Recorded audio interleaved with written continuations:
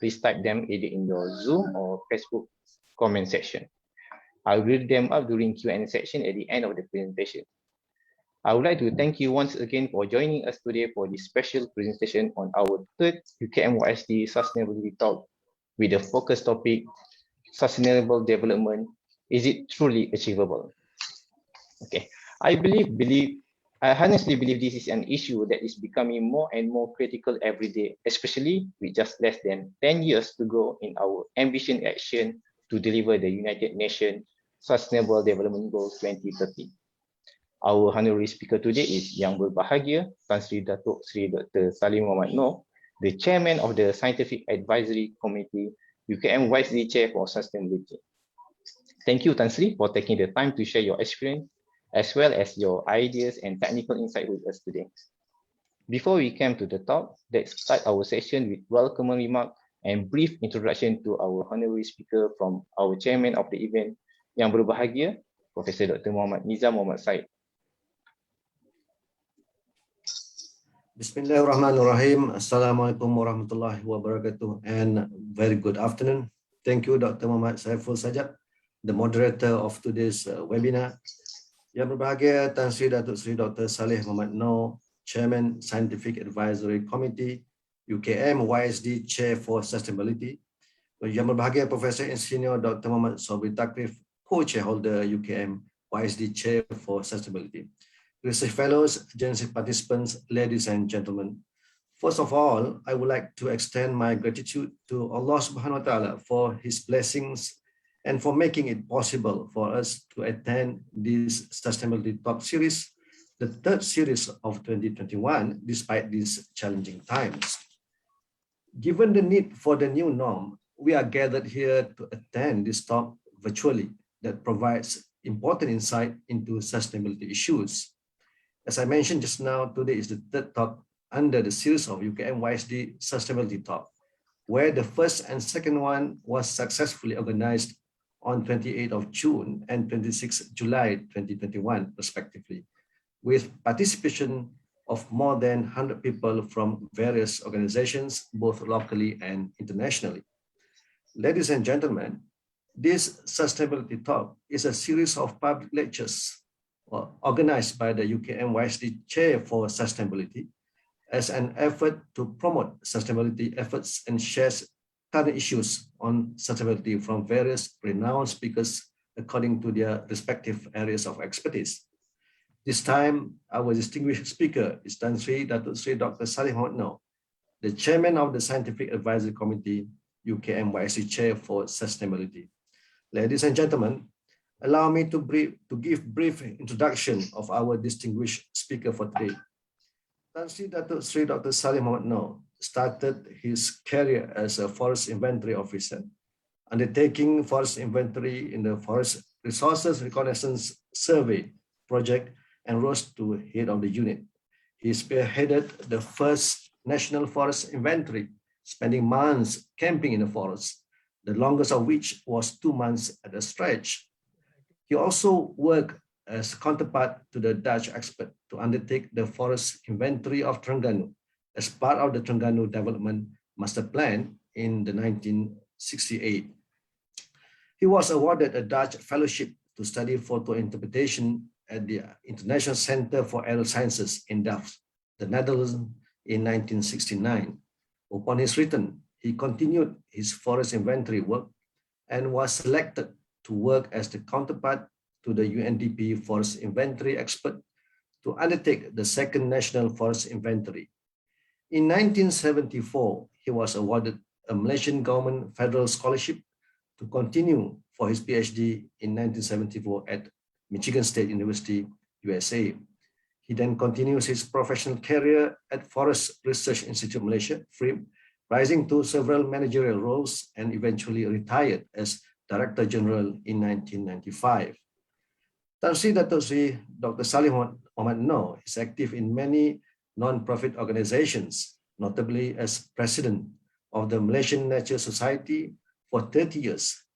During that period, he raised the stature of MNS to become a respected voice on environment and conservation in the country.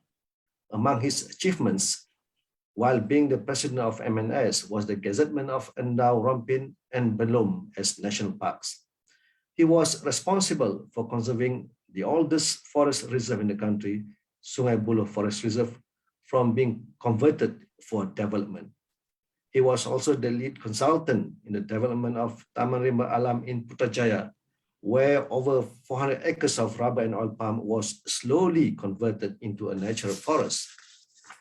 Tan Sri Salleh Mohd Nor also was deputy chairman of the Sultan Mizan Royal Foundation and later appointed as the chief executive officer of the FEI World Endurance Championship 2008, which was held in Terengganu, the first time that prestigious event had been held in Asia. He was a member of the Council of the Academy of Sciences Malaysia, ASM, having previously held the positions of Secretary General and Vice President. He was elected as a senior fellow of ASM in April 2004 and entitled to use the title academician and a lifelong annual honorarium. He is a board member of the Sultan Mizan Antarctica Research Foundation. He played a significant role in getting Malaysia to ratify the Antarctica Treaty and has visited Antarctica 4 times. Ladies and gentlemen, Tan Sri Dato Sri Dr. Salleh Mohd Nor, also very passionate about national academic and co-curriculum development, as he was the Pro-Chancellor of University Technology Malaysia, where he was the leader of the UTM Everest mission that succeeded to reach the peak in 2016. He also the oldest Malaysian to reach Everest Base Camp that he did in 2012 at the age of 72. A man of great interests and passions for environment, society well-being, and social works, his contributions are endless, and we are grateful that he has agreed to advise this chair through his vast experience and networking. Ladies and gentlemen, I would like to take this opportunity to state my appreciation and congratulations to all parties involved in organizing this sustainability talk. My hope is that this cooperation can be continued in the near future and that can have a useful impact on the well-being of present and future generations. Hence, it is with great pleasure that I welcome you to this webinar and hope that you have a productive learning experience. Without further ado, please welcome Tan Sri Dato Sri Dr. Salleh Mohd Nor with topic entitled Sustainable Development. Is it truly achievable? This session is yours, Tan Sri. Thank you very much. Welcome, Tan Sri. Assalamualaikum, Professor Nizam and Saiful. Thank you, everybody, and good afternoon. I see my familiar face, Mr. Fernando from Italy, very solemn looking. I'd like first to thank the Samdabi and UKM for inviting me to share my ideas and thoughts on a very important topic of sustainability. Before I proceed, I must thank my dear wife, Nuraini, who helped me with the slides.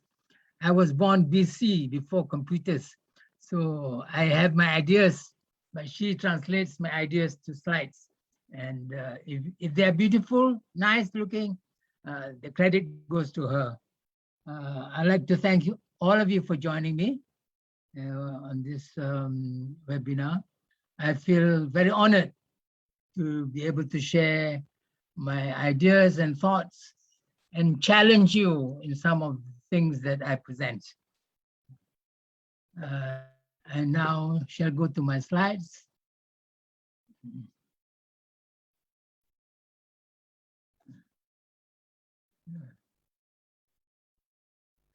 Okay.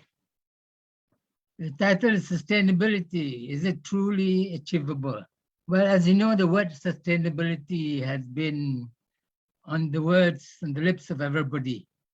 Recently, one of the ministers talked about our sustainability, our sustainable UN goals, and how Malaysia has, in his words, achieved certain things, which to my mind is debatable, but be that as it may.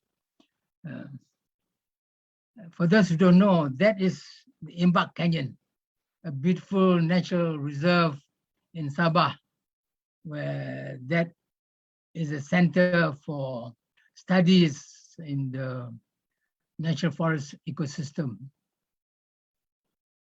As you all know, when you talk about sustainable development, you cannot run away from looking at how sustainable the UN Sustainable Development Goals. This, everybody knows, has 17 targets. And I'll not go into detail, but just touch one by one very quickly how, to my mind, these have been achieved or not in our country.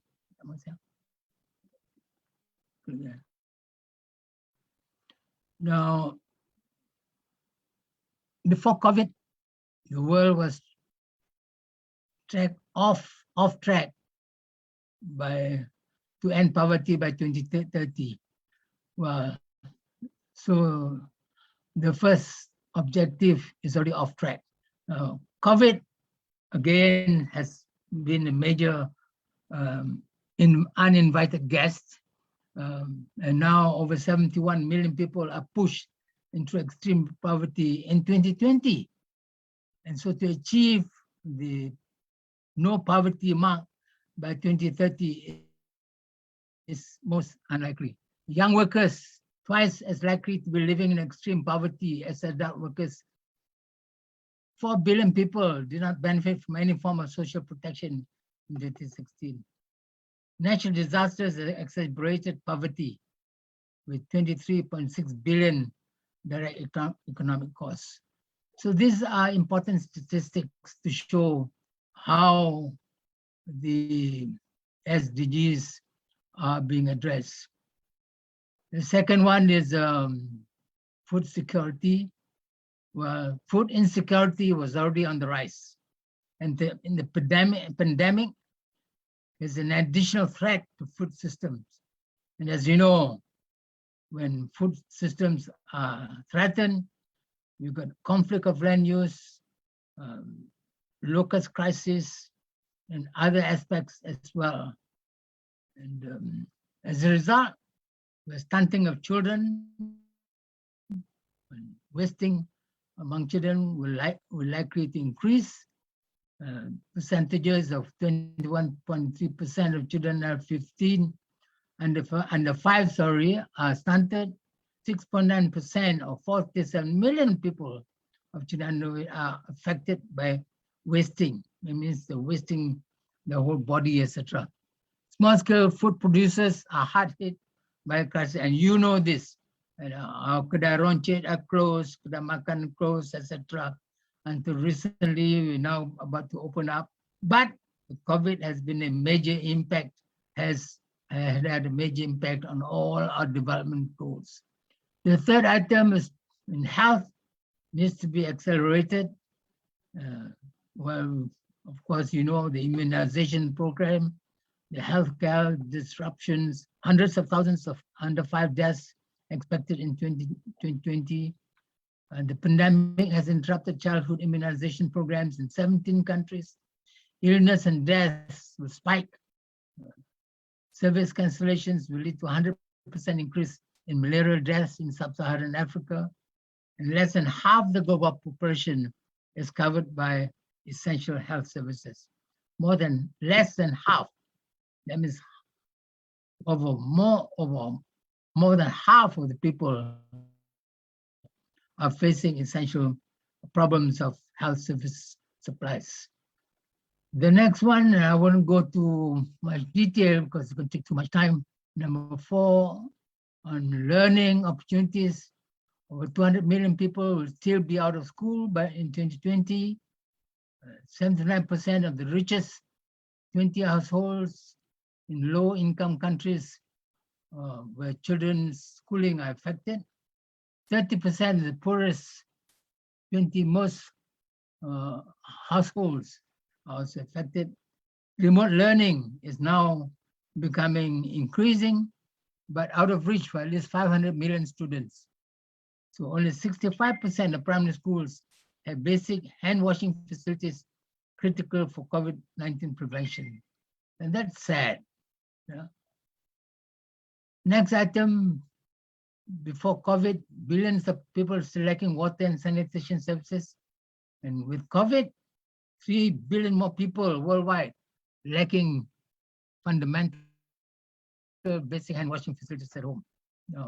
Water scarcity, and water is one of the most important element that, not element, water one more important product that we need to have, and 700 million people by 2020 could be displaced by water scarcity.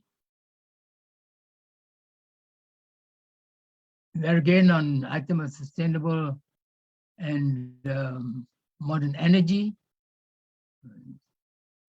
The slide is very obvious. 789 million people lack electricity, and 1 in 4 have no electricity at all. 70% of share renewable sources in total energy consumption. Only 17% of renewable energy in the total energy consumption. Energy efficiency falls short of 3% needed. So whole issue of energy is very important, and I'll touch this a bit later. On the issue of safe, efficient, sustainable living, urban population 24% will in 2018, and I'm sure this has increased. Only half of the urban populations have convenient access to public transport, and 4.2 million premature deaths in 2016 are caused by air pollution. Over 90% of COVID-19 cases are in urban areas, and 47% of population live within 400 meters of walking distance to open public spaces. Only 47%. The others do not live within 400 meters of open public spaces where they can recreate and enjoy nature. Climate change, I'll talk this more later. This is a major issue of climate crisis, and COVID-19 may result in a 6% drop in greenhouse gas emission, which is good, but still short of the 7.6% annual reduction required to limit our global warming to 1.5 degrees centigrade if we are going to maintain any form of sustainability in terms of climate change. Only 85 countries have national disaster risk reduction strategies. Now, the climate change, and I'll talk to you about this later, investment in fossil fuels is increasing, but still not adequate to have any major impact at the moment. Marine resources, here again, ocean acidification, 100 to 150% rise in ocean acidity projected by 2100, affecting half of all marine life. COVID-19 resulted in a drastic reduction in human activity and may give a chance to the oceans to recuperate. Global marine key biodiversity areas covered by protected areas have increased, but sustainable fisheries contribute to GDP has somewhat increased, particularly in the small island developing countries. 97 countries have signed the agreement on port state measures, the first binding international agreement on illegal, unreported, and unregulated fishing. And ocean fishing is a major issue that the world is facing at the moment. The issue of biodiversity loss, and I'll talk to this in much more detail later. 2 billion hectares of land on Earth have been degraded. 2 billion hectares degraded, affecting some 3.2 billion people, which is driving species extinction. And forest areas continue to decline. Only a third of 113 countries were on track to achieve the national target to integrate biodiversity into national planning. 1/3 of the countries only in the world what's happening in the other 2/3. So the overall performance, statistical performance, you can see that some, like SDG 1, we're not doing too badly, but some are not too good. Malaysia has a ranking in terms of global ranking is 165 of 165 countries, which is not very much to be proud of. And our country score is 70.9%. The International Spillover Index.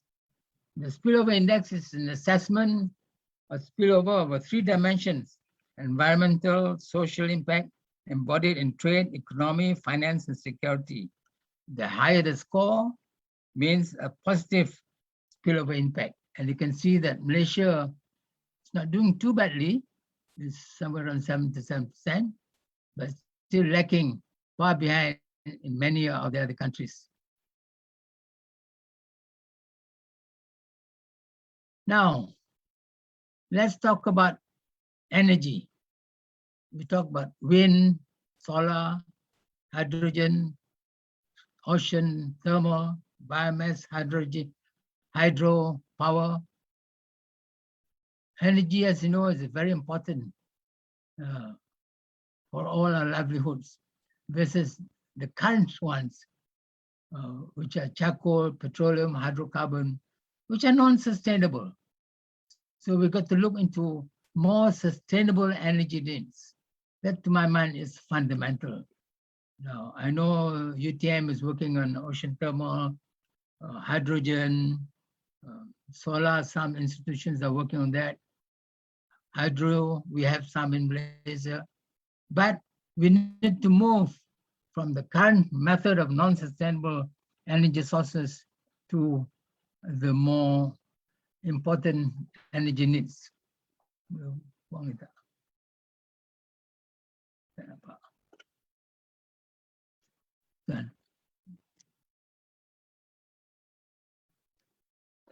Thank you. Now this is again a view of Imbak Canyon with the beautiful Imbak River, with the view of the center and the blue building there. But with that background, what do you mean by sustainable development? You all know the definition very well. Sustainable development means development that needs the current generation without compromising the needs of future generations. Now, what are our current needs? To me, they're quite simple. One is good health. That is prime. That, to my mind, is numero uno, number one. A roof over our heads, our family and friends, and enough to survive and eat. Why do we need 4 cars? Or some houses I know have more than 4 cars. Why do you need more than 1 house? To my mind, how do you go back, sir? Health is wealth. Like, go back. Back. Health is wealth. Back.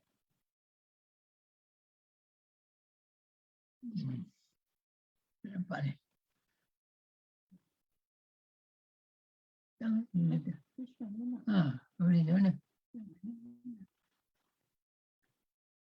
Sorry, a great glitch in the presentation. Tak nampak tu, health is wealth.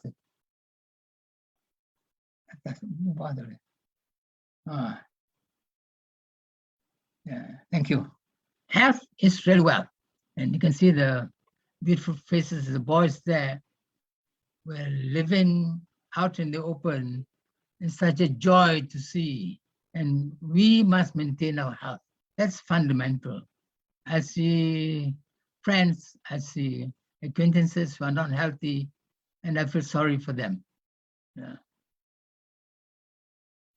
Now, pollination is fundamental to life and sustainability. And here you see the insect was flying and pollinating. This is a fundamental activity of nature. Without pollination, you won't have your durians, you won't have your fruits, you won't have your whatever food, whether what you eat, rice, whatever, wheat.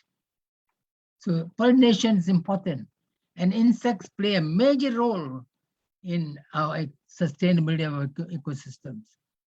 It is Sir David Attenborough who said that the world can live without man, and without man, human beings, the world will survive and even improve. But without insects, the world will collapse within a very short time. And so if you see insects, even if it's stinging wasps, don't kill them, because they play a major role in our total ecosystem sustainability. Now, I don't have time to show you this video, The Queen of Trees, but take a note of it. It shows a beautiful video of linking, or different linkages of nature. And nature is interlinked. Everything is interlinked, from the trees to the animals to the birds to the flies and to the big animals. They're all interlinked. And the video, The Queen of Trees, show you a classic example how this total interlinkages within nature occur. Some say there's interlink in Malaysia of the bats and the pollination of our durians, and bats live in caves. So that linking, the linkages between different components of the ecosystem are extremely important. And for those who have time, have a look at this video, The Queen of Trees. I don't have time to show it here, unfortunately. That is a waterfall in Imbak Canyon, a beautiful waterfall. And the loss of biodiversity, to my mind, is akin to burning your library books before you've read them. And this is a quote which I have produced myself, because within the biodiversity, there's so much wealth, either in terms of medicinal plants, in terms of biodiversity wealth that can be attained through research and development. And if you destroy your biodiversity, it's akin to burning your books before you have read them. That's a picture of logging in our natural forest, the destruction. And the question is, are Malaysian forests truly sustainable? The facts show that the yields are declining. Forest areas are declining. And therefore, by virtue of that, by definition, forests in Malaysia are non-sustainable. And to my mind, the result of deforestation can be shown by this classical photograph of the dogs lining up to pee because of loss of trees. Unfortunate, but hopefully it won't come true. Threatened and endangered species, there are many in this country. Name it, the tiger, the tapir, the elephant, they're all endangered and threatened.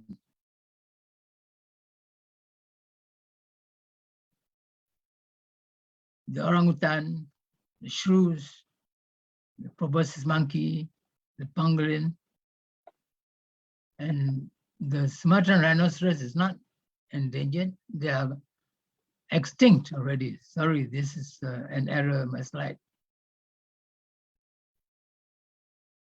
Extinct species, the Sumatran rhinoceros, which is unfortunate.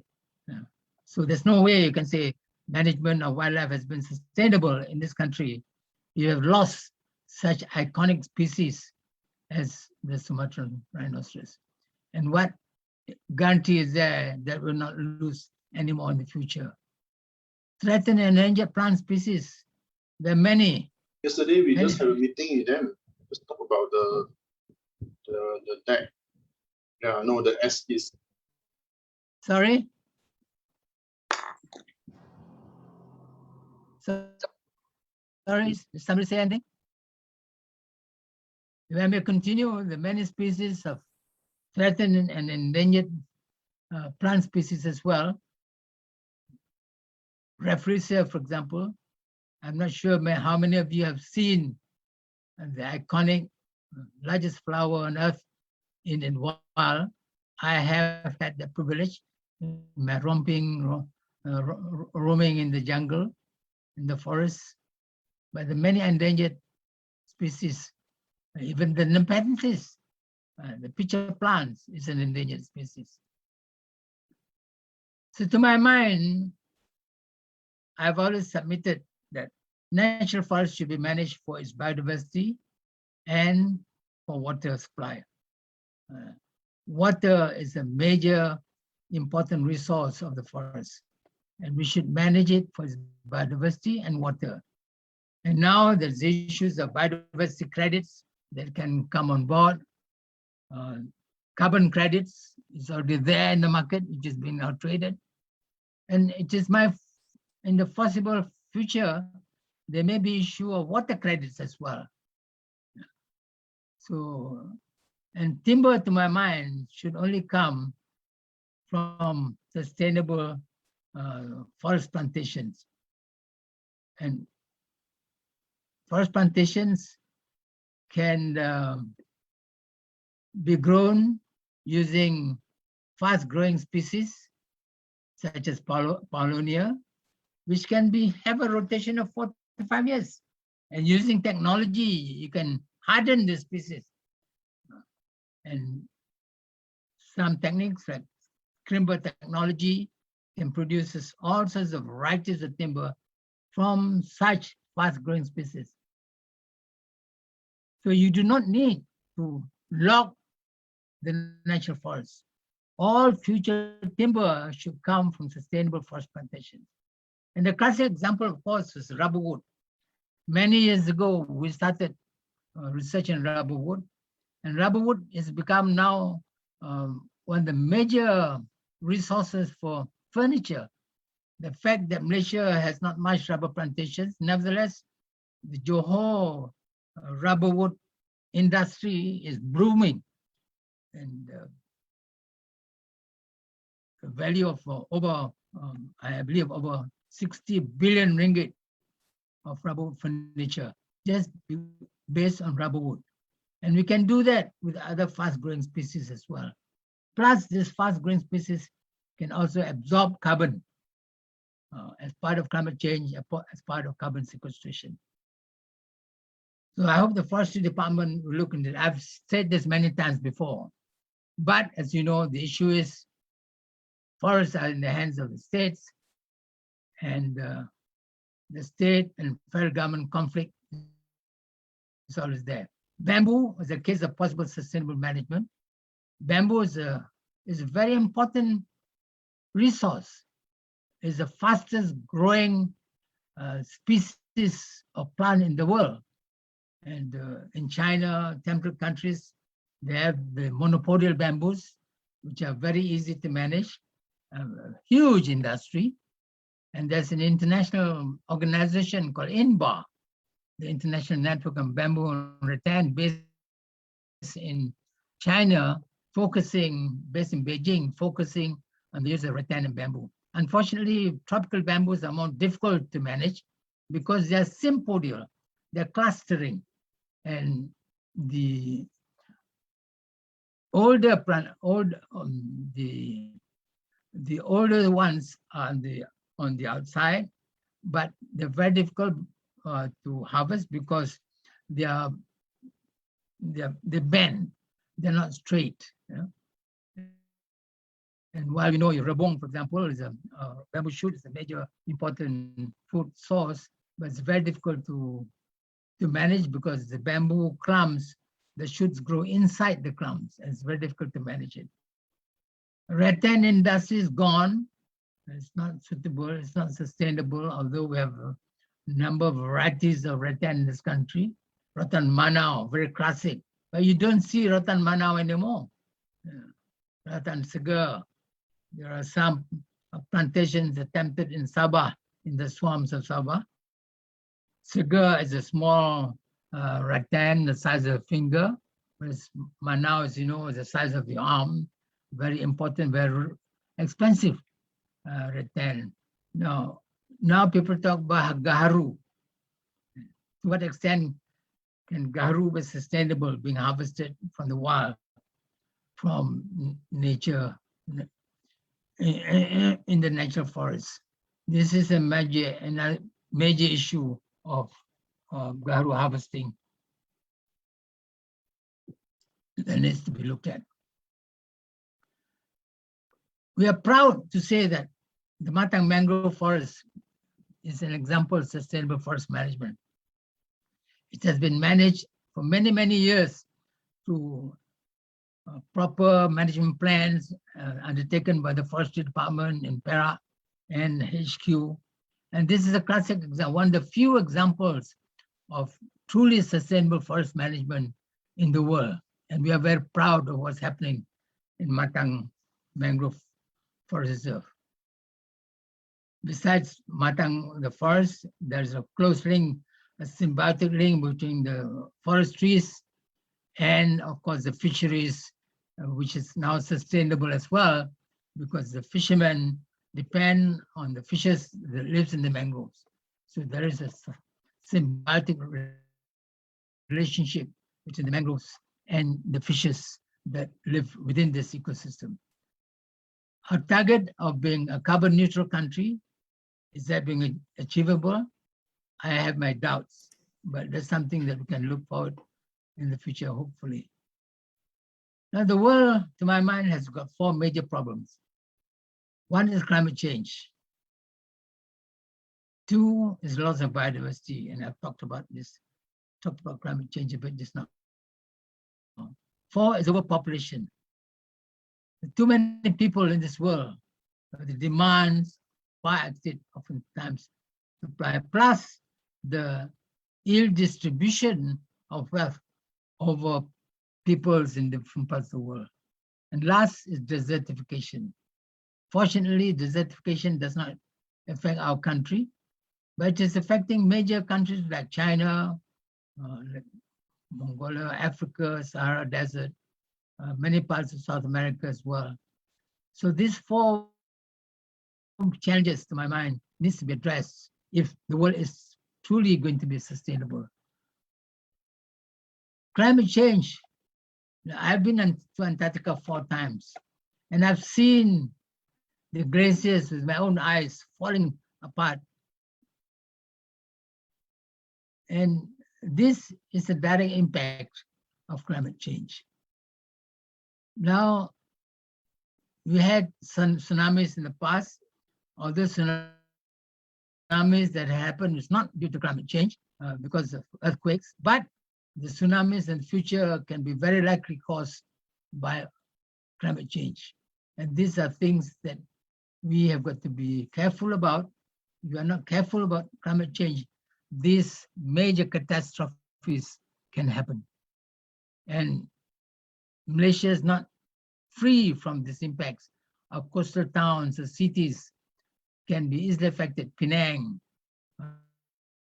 Johor Bahru, Terengganu, and of course Klang can be affected.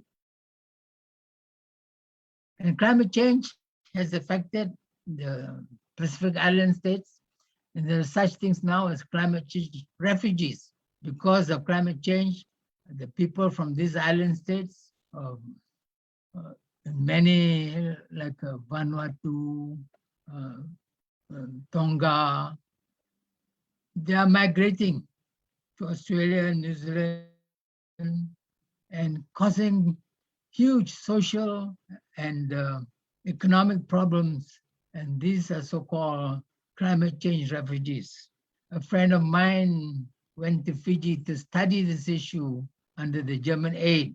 and to advise them how to address such issues as climate change refugees. And these are real, my dear friends.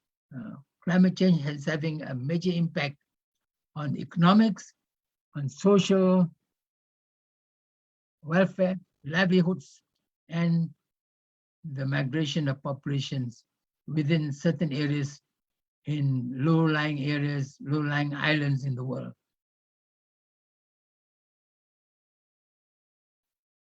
So this is, in fact, the proof of global climate change. From 1720, where the ladies' underwear, underpants have moved to 2010. Now it's 2021. So I'm sure it's so small now, I cannot see it. So this is a proof of global warming. In reality, whether it is or not, I leave it to your imagination. The country is full of multi-story buildings. My question is, are they truly sustainable? What is the carbon footprint? Yeah. The power use, the impact of this huge multi-story buildings. And to my mind, it is truly sustainable impact is something that has to be looked into with a very serious look at its carbon footprint. I talked just now about hydrogen economy. It is now the hydrogen age. We could replace petroleum-driven cars. Now they have a hybrid with power, electricity, and petroleum. But I think it's time that government should move into the hydrogen age.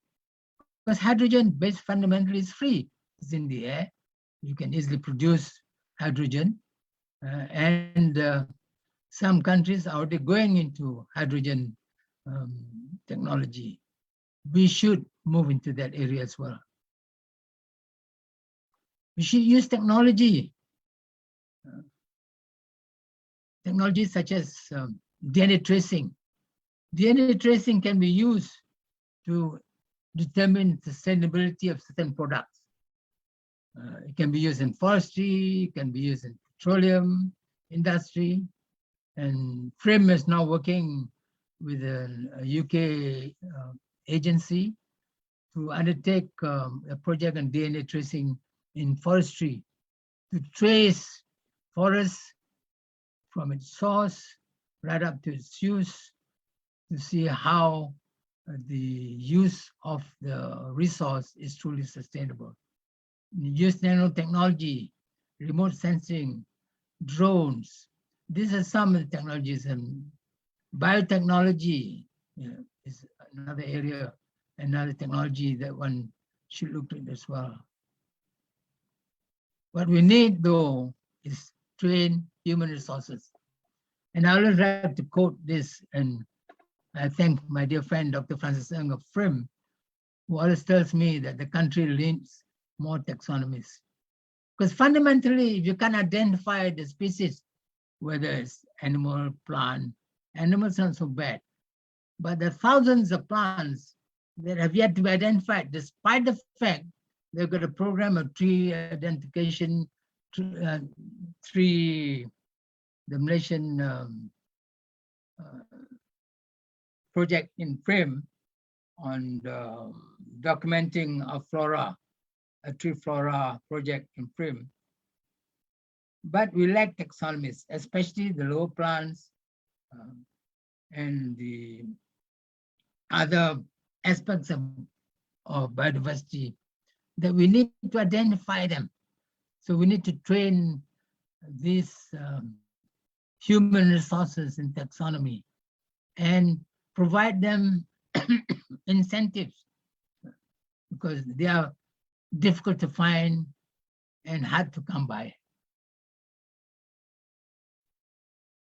But when we talk about sustainability, we cannot run away from international collaboration. You must collaborate with the neighbors, within ASEAN. And within ASEAN, there is an ASEAN Biodiversity Center based in Bangkok. In the past, we had many ASEAN programs in science and technology, and I'm sure there must be still similar programs ongoing. But we should collaborate beyond ASEAN. The OIC countries, they have the money, they can invest in protection of biodiversity and address climate change. US, Europe, European Union, within the biodiversity-rich countries of Brazil, Congo, and South Asia, we need to collaborate and work together in addressing global issues on loss of biodiversity, climate change, and so on and so forth. Unfortunately, in this country, one of the biggest problems we have is the state versus federal government actions and policies.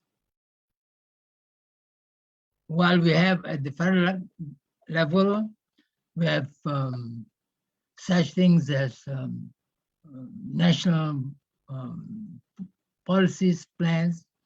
We have agencies set up. We have many strategies at the federal level, but implementation is by the state because states have the jurisdiction of land. We have the National Land Council, we have National Forestry Council, but how effective these are implementing policies and actions and coordinating them between the federal and state government is something that needs that is very much desired.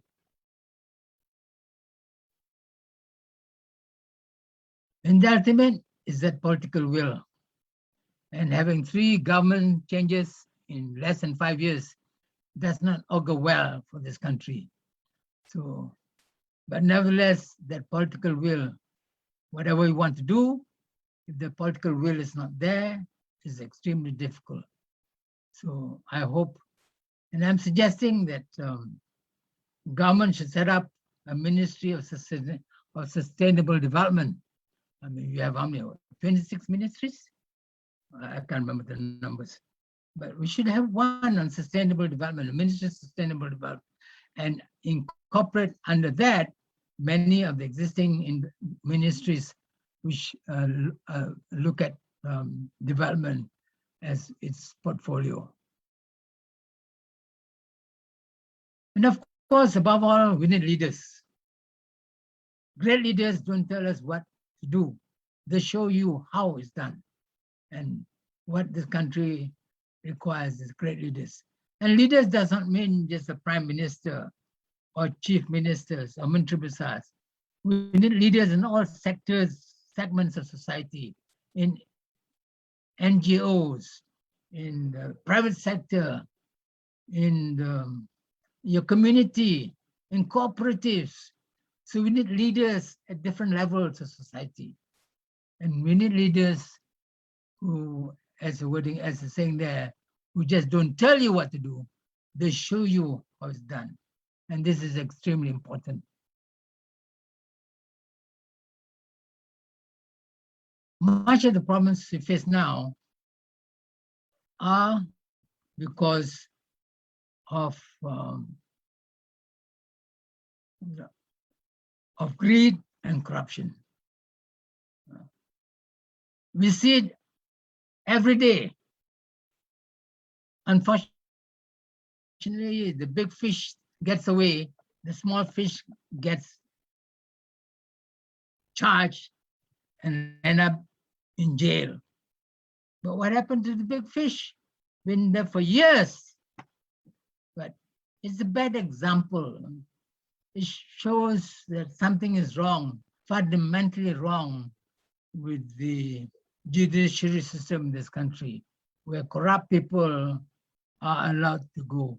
But corruption transcends not just of the big scale, but also the small scale, lower end, small shop holders, renewing of licenses, etc., where people have power results oftentimes in corruption. And this is bad and sad. And we must, to my mind, we must free this country of this, what I call cancer of society. Because with corruption, nothing can be sustainable. Nothing can develop. And nothing can be something that our future generations can look to.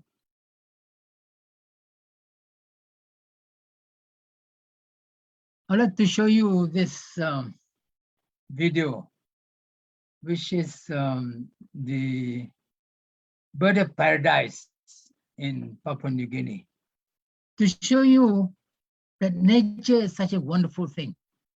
And jika tak kenal, tak cinta. So you must understand, you must appreciate what environment and nature is about. Now, this video is a much longer video of the courtship between the bird of paradise on BBC documentary on YouTube. It is much longer than this, but it's a beautiful video. I want to show you this because to highlight to you that nature is wonderful. And I've lived in the forest in my younger generations for years, doing forest inventory as mentioned by YBhg Professor tadi. And nature is so wonderful. And walking in nature barefooted on the ground is a very healthy form of living. So you don't need to walk in the forest, of course, but just around your compound, your house, walk barefooted on the ground, link with nature, not just walking with shoes and slippers, but walk barefooted with nature. This linking yourself to nature has a very good soothing effect on your whole physiology of your body. So jika tak kenal, tak cinta, this reflects to many of the rich biodiversities in this country. Finally, ladies and gentlemen, the world belongs to our future generations. We have to teach them to show them what termites are, what a rotting piece of wood is like. Don't be afraid for them to dirty their hands. Make them feel Mother Earth. And that's why we call Mother Earth, our Earth, as Mother Earth, because that's our mother. Yeah.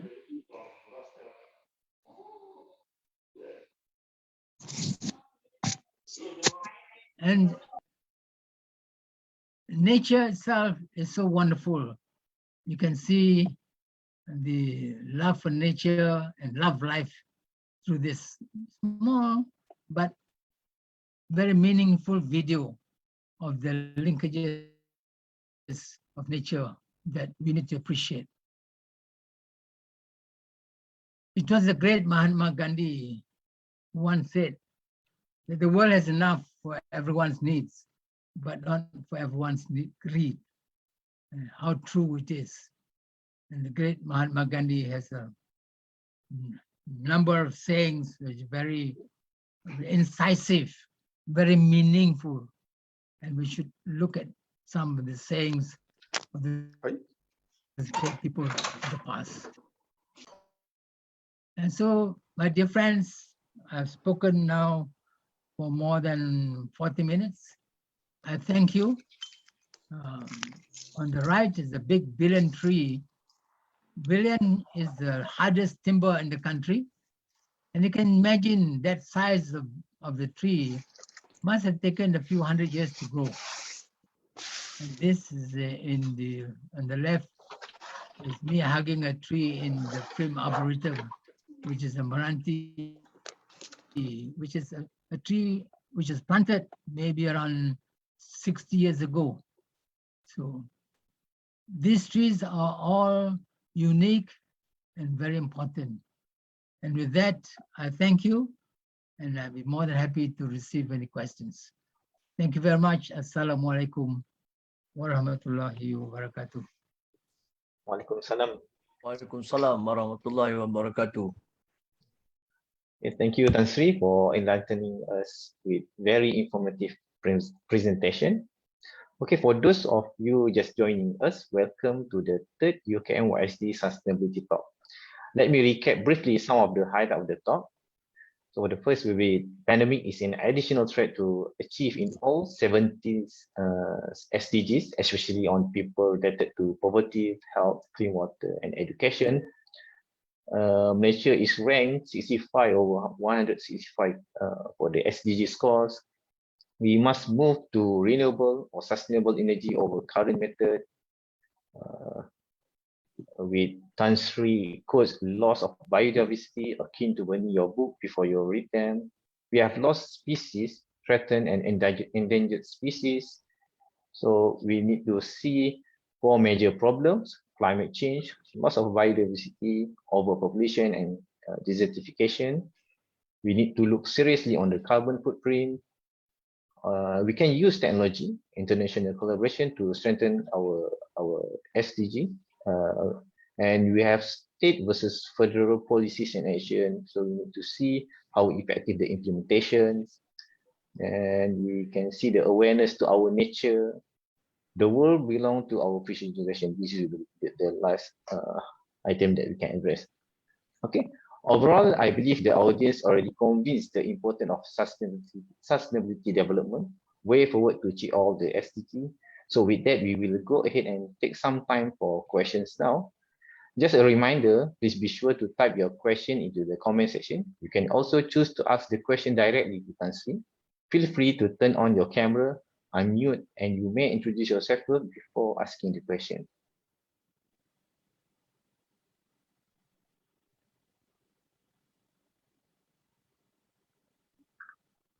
Anyone? Saya sibuk, sana ada orang mau TKP, sana ada orang mau vaksin beramai-ramai, time case banyak.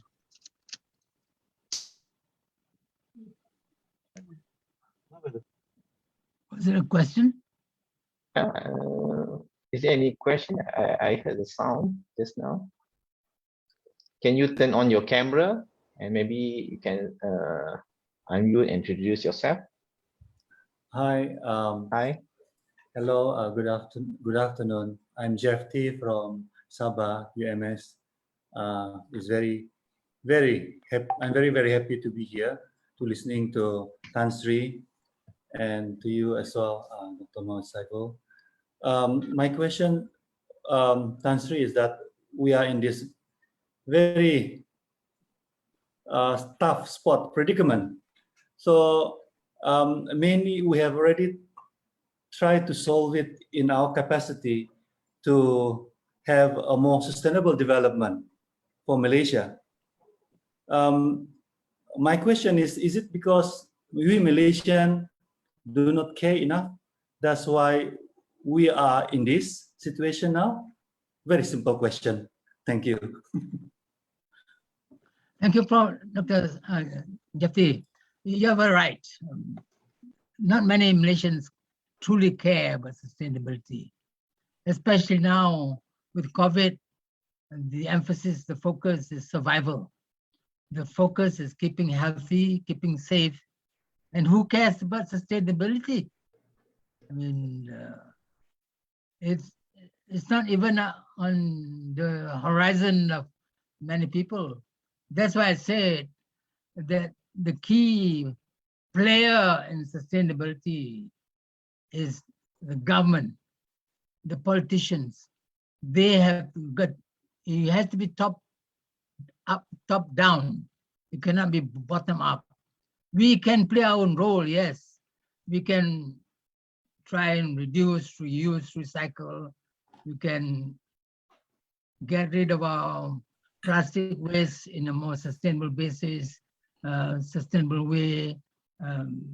But those are small things. While they all will add up, but to get true sustainability for a country requires a political will.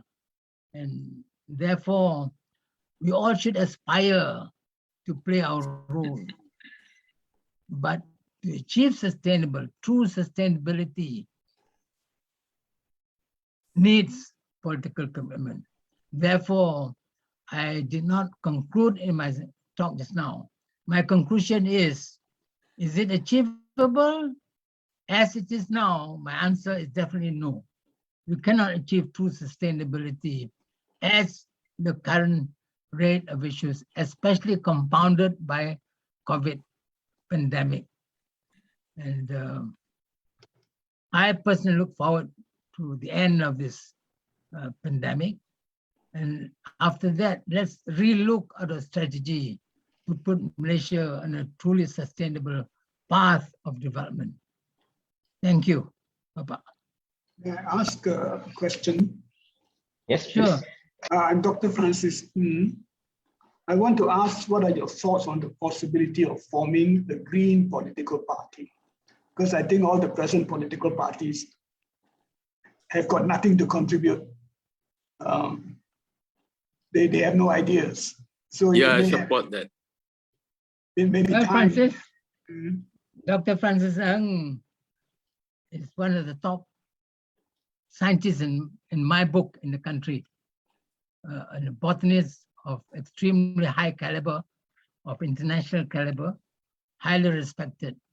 And that question, to my mind, has been asked to me many times. I have even suggested forming of a Green Party. In fact, I've touched base with many friends in MNS, because Malaysian Nature Society has a branch in every state. Now, if we, as a form of a Malaysian new political party, of course, be independent of MNS, because MNS is an NGO, then we can have members from every state for a start. I think it is feasible. I personally think feasible, but there are many challenges, funds, good leaders, members, and above all, can we register ourselves? There's one party which tried to register itself, you know which one it is, which was turned down by the Registrar of Societies. So it's a challenge. You know? So I agree with you, Francis. Let's form a political party. Why don't you start it? And then you see, I think the aim is not to form the government. The point is to put pressure on all the other political parties to defend themselves. Oh, I agree with you. When you have a green movement, then they all have to think how to reply to this Green Party. So if you put pressure on them, I don't think the Green Party will win enough votes to form a government for a long time. But if we start to change the political scenario, that all the other politicians during election time will have to say what is their green platform. I agree with you. I mean, the Green Party of Germany, for example, has become very powerful. The Green Party of Australia is becoming very powerful. And what's more, the political party is not just to become the government, it's to inculcate the sense of awareness for environment and to push the government towards the green agenda. And that's important.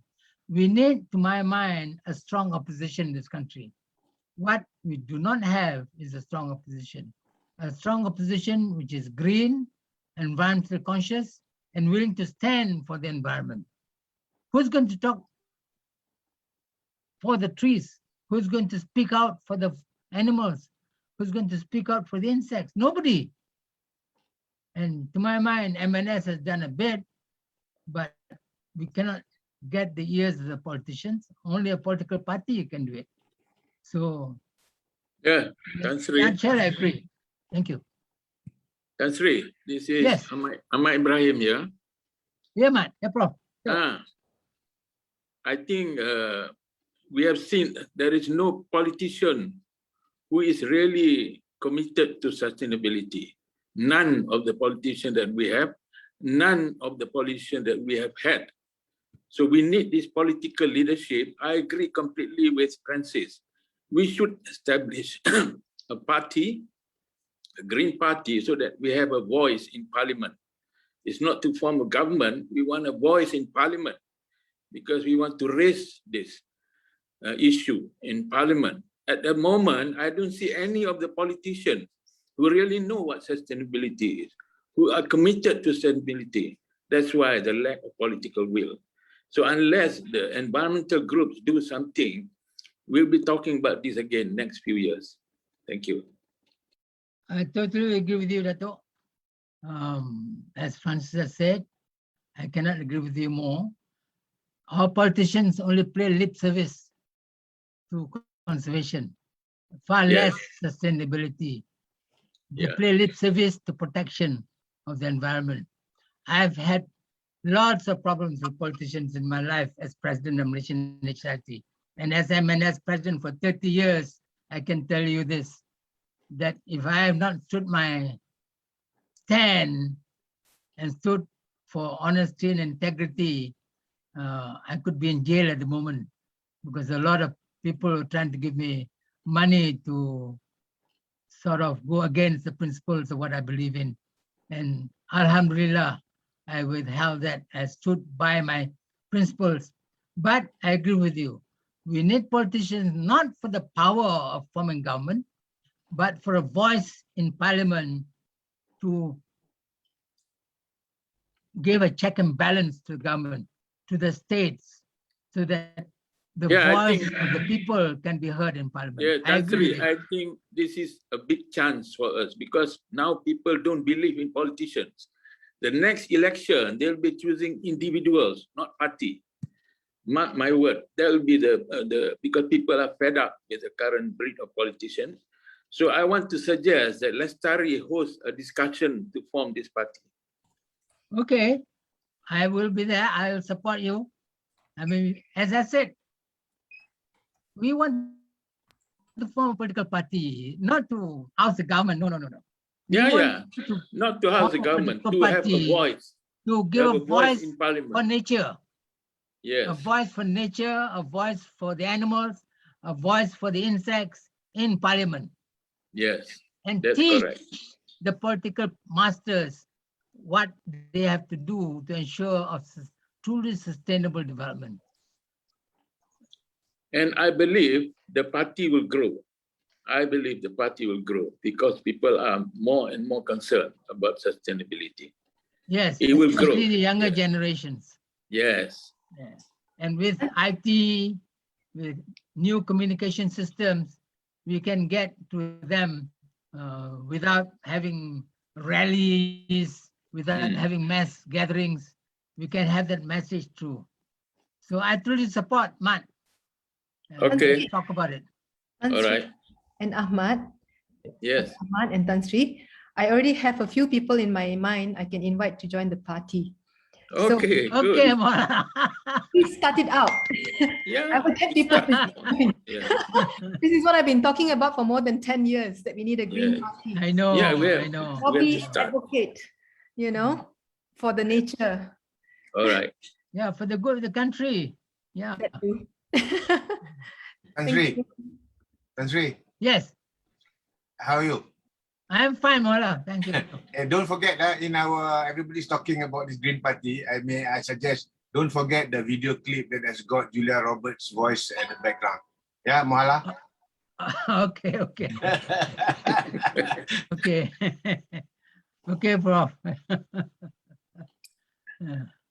Okay. Is there any other question from There's the a number of audience? questions in the chat box. Yes, I'm not there are sure whether numbers you of want me questions. to address it or Uh, not.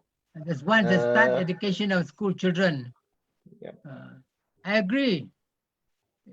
To me, education does not necessarily start with the schools. Education starts at home. We have got to teach our children at home, our grandchildren. You know, unfortunately, my children are all grown up. You know, my grandchildren also don't live with me, so I don't have to teach anyone except my two cats. But yeah, we have to teach them while in our own home itself. And institutions like MNS, World Wildlife Fund for Nature, and Petrol Protection Society, to my mind, the NGOs play a major role in passing this message. Tan The Sri, other question, can yeah. I check, is sustainability per se or environmental education already in the school curriculum? Or is it just a co-curriculum subject? I don't think it is in the curriculum per se as I sustainability. think we need to lobby for that also. It needs to be in the education system. You know, in the curriculum itself. Someone says already in curriculum. But the thing is, when was it done? Is it still a very new thing? Somebody says it's already in the curriculum. I'm not sure. Is it a new thing, or is I'm not sure really. Let me give some insight on this, Tan Sri. I think we did a survey on our secondary school curriculum, looking at this what we call that. Is there any subject or topics that are related to environment? So as for climate change, for instance, and other aspects like biodiversity, mainly being mentioned in Form 2 geography subject.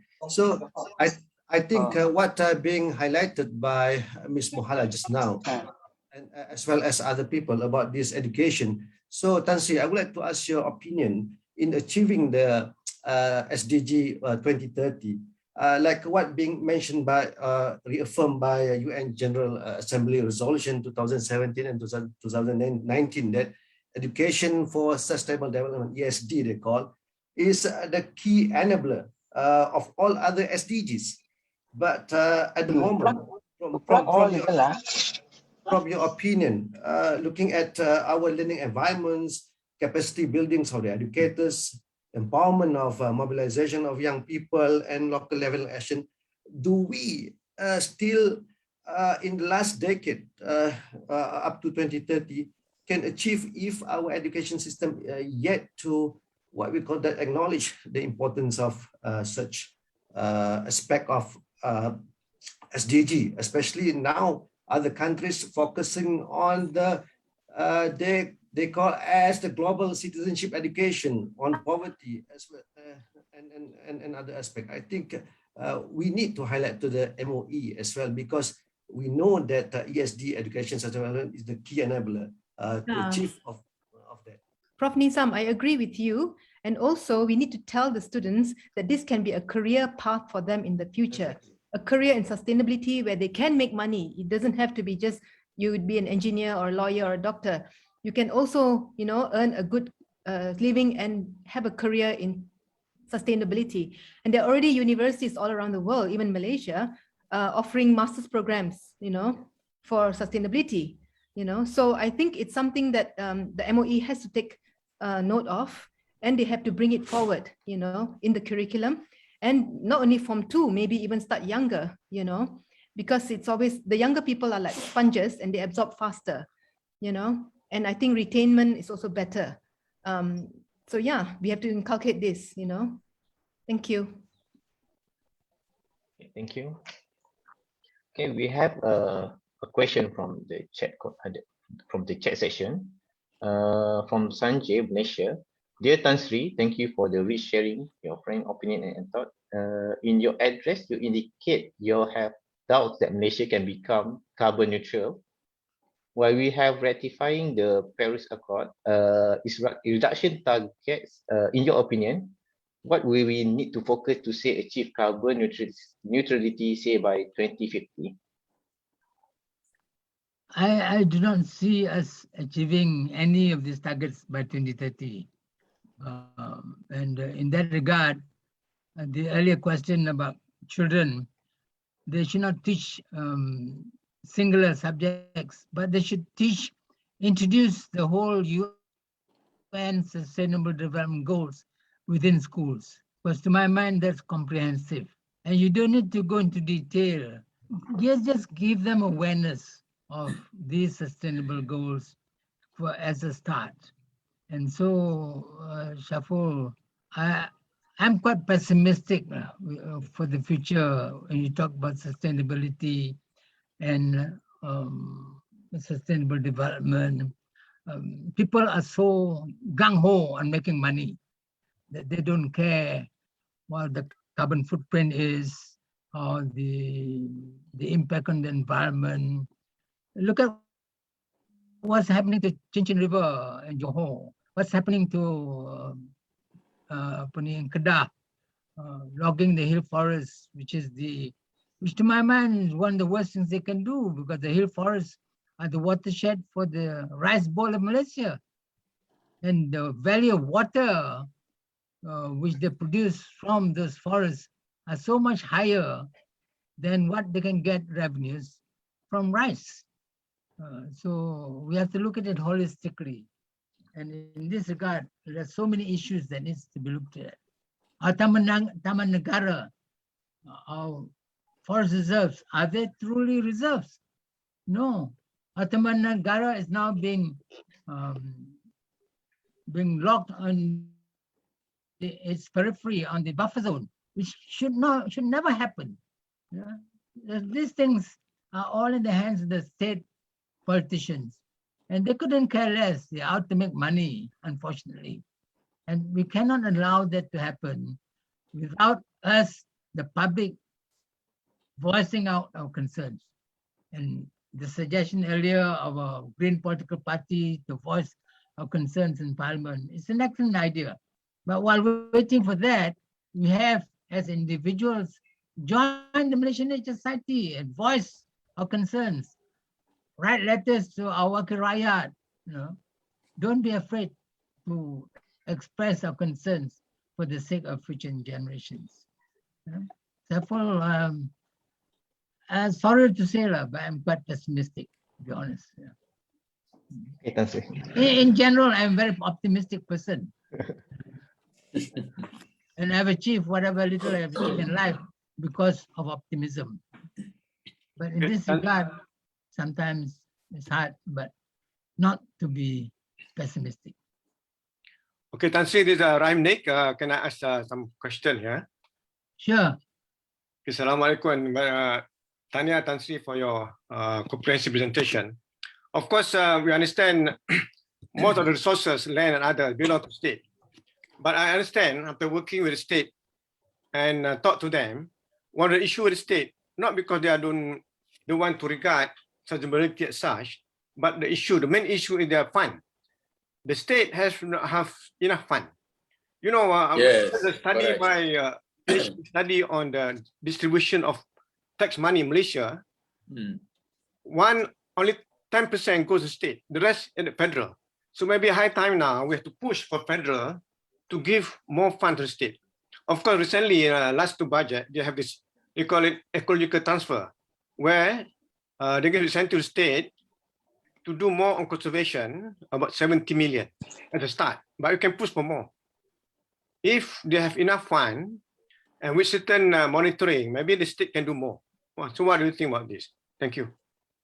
Thank you, Dr. Nick, Dr. Rahim Nick. I totally agree with you that while the states have problems, because we are a federal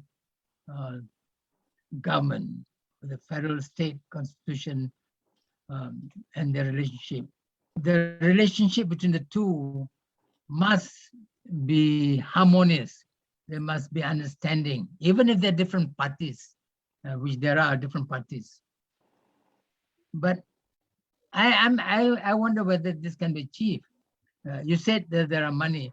To me, the states can conserve the forests and yet make money through various concepts.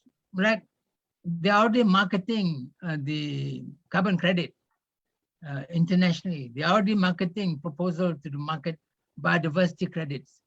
These new systems need to be looked into, and institutions like Academy of Science have been looking at how we can monetize biodiversity. But as I mentioned just now, I think the future is right for water credits. How can we monetize water? What is the value of water? How much water does Singapore pay Johor? Now the reverse. I believe that Johor is paying Singapore for water, which to my mind is ridiculous. Why should we buy water from Singapore when we have water flowing through our noses, through our pores in Johor? So these are issues that need to be addressed. And we value this so-called intangibles. These intangibles need to be valued. What is the value of the insect pollinating your durian? How do you value that? No, we need to value that. And there are economic ways of valuing, giving value to this. And we destroy all the insects, as I said, there's no more durians, but there'll be no more life. So how can you value this so-called intangibles? And if we do that, then the state would have money. But we scientists need to develop mechanisms and ways and means to monetize the so-called intangibles for the benefit of the states itself, because they have the biodiversity, they have the land area, and they have the resources. Yeah, Tan Sri, I completely agree with Dato Rahim Nick. The states are hard pressed for funds. Everything is taken by the federal. And you look at infrastructure development, it's all in Klang Valley, Penang. Nothing is going to Kelantan, Pahang, Terengganu. Then how do you actually develop these poor states? This is where we need a voice in parliament. We must tell these jokers off. I agree, Dato' Ibrahim. In my mind, the problem lies in the state representatives. What are they doing in parliament if they allow such things to happen? Why? Well, that's why we don't have confidence in the state representative of now. We need to bring in the professionals into parliament. Otherwise, you will be screwed up by the political people. I can really say I agree with you. We need a green party. I got a question for Tan Sri. Yeah. I think we are going backwards, and I don't believe whoever says the state have no money. I've been telling every state governors, they are killing the wildlife like nothing. You don't kill them and poison them. Just sell them to overseas zoos or overseas countries where they look after. They will give you a lot of money, and with the money, the politicians can have it, and they can build castles. 55 pygmy elephants were poisoned in Sabah. If the 55 elephants were sold to other zoos, you know how many millions and billions you could have received it? And these they can use for the political mileage, or they said no fun. So basically, I could like to blame those citizens and who have educated and hold and holding good position were aged above 80 for the downfall of our country. If we want to improve the country, we have to do one way. We all have to march naked with the Malaysian flag, go and sit in the parliament, and then to mock. That's the only way, I think. And do we have got Adrian right. with well, me? Very good. Adrian, Very good suggestion. But don't quote me. Naked, not nice. Wear G-string. It's a bit sexier.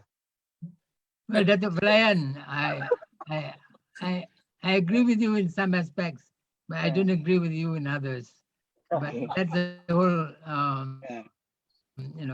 basis of professional discussion. We can agree to disagree.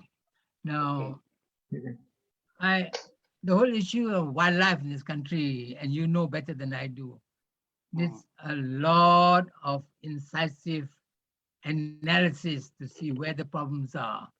And I've only skimmed the surface of it. But wildlife management in this country needs much to be desired. Poaching is still rampant, despite the fact that in some states like Para, apparently they've managed to reduce poaching. But in other states, I used to go around in my young days during forest inventory. I used to see pelanduk running around in the forest.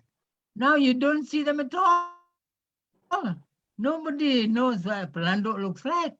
A mouse deer, so they are gone, eaten by people or somebody who have poached them. But many more, and you know Dr. Vlayan more than I do on the wildlife, but a lot has to be done. But this is part of the biodiversity wealth that we need to look at. Thank you.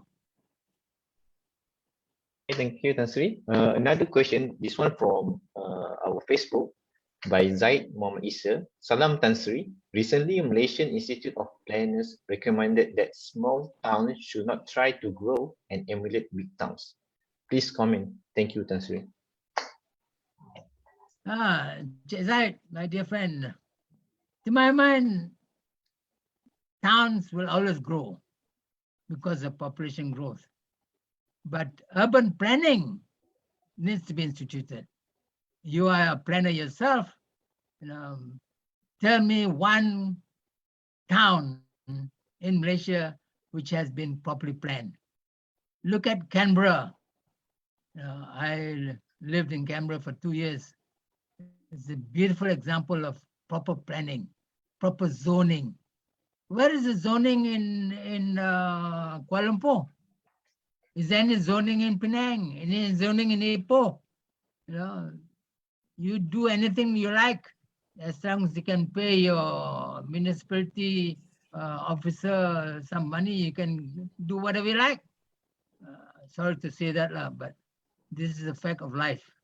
So, Zaid, I don't think can stop growth of communities, but we should plan for the growth of communities. Give them enough parks. You go to South America, every major city has huge avenues of parks right in the middle of the city. If you have that big green area in the city in Kuala Lumpur, you know what's going to happen? Some corporate guy will have a high-rise building mill. Do you know that a few years ago, somebody had the audacity to propose a linear city over Gombak River? I objected to it. I wrote to Yamak Muhammad PM then, Tun Mahathir. I said, Yamak Muhammad, this is a crazy idea. That corporate body wanted to have a linear city over Gombak River and cover the whole of Gombak River. What a crazy idea. No, this is where you need planning, urban planning. And every city must have such plans and gazette them and stick to them. Yeah, Tan Sri. I thought Kuala Lumpur has declared to be a low carbon city.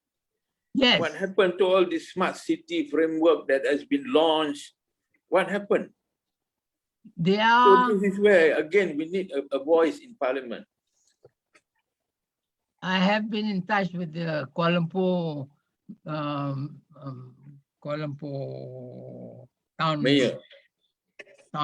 mayor, town hall, city council, city DBKL, yeah. And talk to them through MNS, where we try to have green lungs within certain areas of Kuala Lumpur, gazetted. One of the things we are working now is to have the whole of Federal Hill gazetted. Federal Hill is a unique ecosystem where there are not just palaces, but beautiful green areas of all bungalow houses, government bungalow houses. What are they planning? They're planning for high-rise buildings. So we managed to push them towards the Bangsa area and keep these areas untouched. And we've been pushing Datuk Bandar to gazette Bukit Persekutuan as a conservation area, a natural historical conservation area. So we're doing a bit on this, but it takes time, unfortunately, So we can do the same thing with other towns as well. I come from Negeri Sembilan, and every time I pass by Seremban, I feel ashamed. Even the Padang is now being developed. The convent, Seremban convent, beautiful old building has been demolished and given to the private sector for high-rise development. Where got meaning? Are you where's the planning? Where's the urban planning? The people in power should look at themselves in the face every morning and spit at their faces in the mirror of what they're doing. So sad. Yeah, unfortunately. Sorry lah, I'm a bit emotional on this. Okay, thank you, Tan Sri. Any more questions? There are some more questions. Yeah, there are more questions on the comment Can section. we, can I Yes. suggest that typing, we be the right place to start an ecological township? Because to deal, of course, KL is essential, but then if you start on a smaller town, it's easier. Yes, I suppose true, but you have the political will at the town, at the very small towns. You must have the political. No, we citizens here are quite united, you see, in Taiping. So, but this has to be, we must get more support on that aspect. Mazitana, I am jealous of you. Yeah. Living in Taiping, Taiping is my ideal home, my ideal town. Yeah. That's the best place to live is in Taiping. You have the gardens, I'm you have preparing. the lakes, you have the hills, and it's ideal. Yeah. You have the old rest house. I mean, Yes. away from the main highway. I mean, this is ideal place. I wish I live in Taiping. You had a Well, small you're all welcome here, Boleh. We got our group called Jovit. Join our village in Taiping. We are building up an eco village. Good. So everybody is welcome. Yeah, they have nice pensioner are there. hotel. Many Taiping has pensioner nice live in hotel. Taiping. No. This is for active pensioners. We are going to do wonders here. Good. Congratulations. Okay. Let me know how I can be involved. Yeah, we'll keep in touch and then we will spread the word to everybody. All right, Tan Sri, we have another question. Dear Tan Sri, you mentioned about the state and federal conflict. Do you suggest that amendment to be made on our federal constitution to allow better management of forests? I believe related question from Dr. Sanat Kumaran from European Forest Institute. Yang bagi Tan Sri Dato Sri Dr. Salleh. May I ask what action steps are needed to demonstrate progress towards subnational, state, district, division, jurisdictional sustainability in Malaysia? Well, coming to the first question about forests. If I have the authority, I'll put all the forests within the power of the federal government.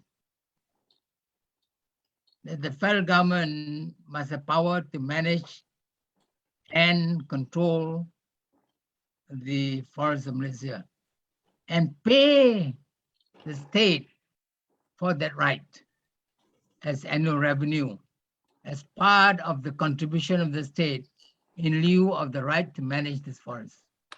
Now, whether that's possible or not, whether the states will allow it, I personally doubt it, but as I said, if there isn't anything ideal, that would be it. But as I say, every man has his ideal woman, but in the meantime, he gets married and there goes his ideal woman. So in this case, you have the ideal of the federal government owning the forest is an ideal dream. But we can always start with an ideal dream. We can always start with a dream, but that's something that I wish can happen. What was the second question, Saful? The second question is, may I ask what action steps are needed to demonstrate progress towards subnational, either state, district, division, jurisdictional sustainability in Malaysia? State, federal jurisdiction? Yeah, jurisdictional sustainability in Malaysia. A lot needs to be done right from the beginning when we talk about sustainability in Malaysia. What is the lowest hanging fruit of sustainability? To me, the lowest hanging fruit is we ourselves. We ourselves have got to be. I have in my own house, small house, so many trees. And to me, I'm carbon neutral because the more trees, more grass on my lawn, that they absorb more carbon, produce more oxygen that I and my wife need. So I am, to my mind, sustainable in my own lifestyle. Can you say that for yourself? I have a neighbor who has cemented his whole lawn. And so there's no more grass. There are no trees except for a papaya tree.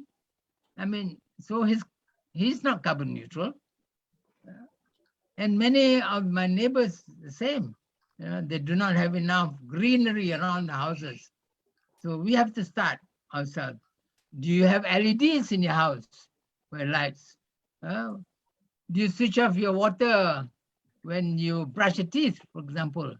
Most people brush their teeth, water running. I mean, that's a small thing to do, but it's towards sustainability of water. Do you switch off the light when you leave a room? Do you switch off the air conditioning when you leave a room? Do you switch off the television when you leave the room? So these are small things we can do. Do reuse, reduce, and recycle, you know? And some people have the audacity to grow artificial grass in the lawns. Come on, we can grow grass here very easily. Why do we have artificial grass? What a shame. To me, they should ban. Look at Terengganu town, called Terengganu. They have artificial grass in many of the roadsides of Terengganu. I've commented this to the political masters. Why do you do that? Oh, so we don't have to have gardeners. Come on, gardeners, people need employment. Here we're talking about lack of employment. Now you grow green, artificial grass to stop unemployment. What a crazy dichotomy here. So these are small things we can do to address small issues. That's why I said we cannot solve big things at one time. Solve small things and accumulate them into big things. And we can do that. Yeah. Okay, thank you, Tan Sri. Another question from Yu Zeyo. From a global perspective, many developed countries are facing the problem of population aging. While many least developed countries are facing the problem of overpopulation. Regarding the problem of overpopulation, what are the factors and how we do solve this problem? Besides, do you think the pandemic can alleviate the problem of overpopulation? Thank you.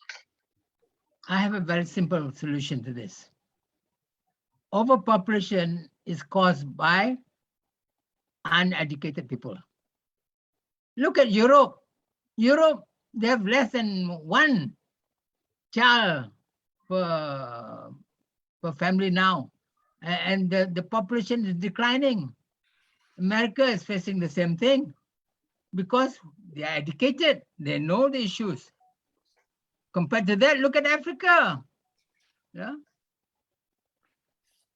To my mind, it's easy. Give each of them a television. Then take away their activities at night from the bed to the television. Yeah. Get them something to do. Give them education. Give them IT. Give them all the technologies.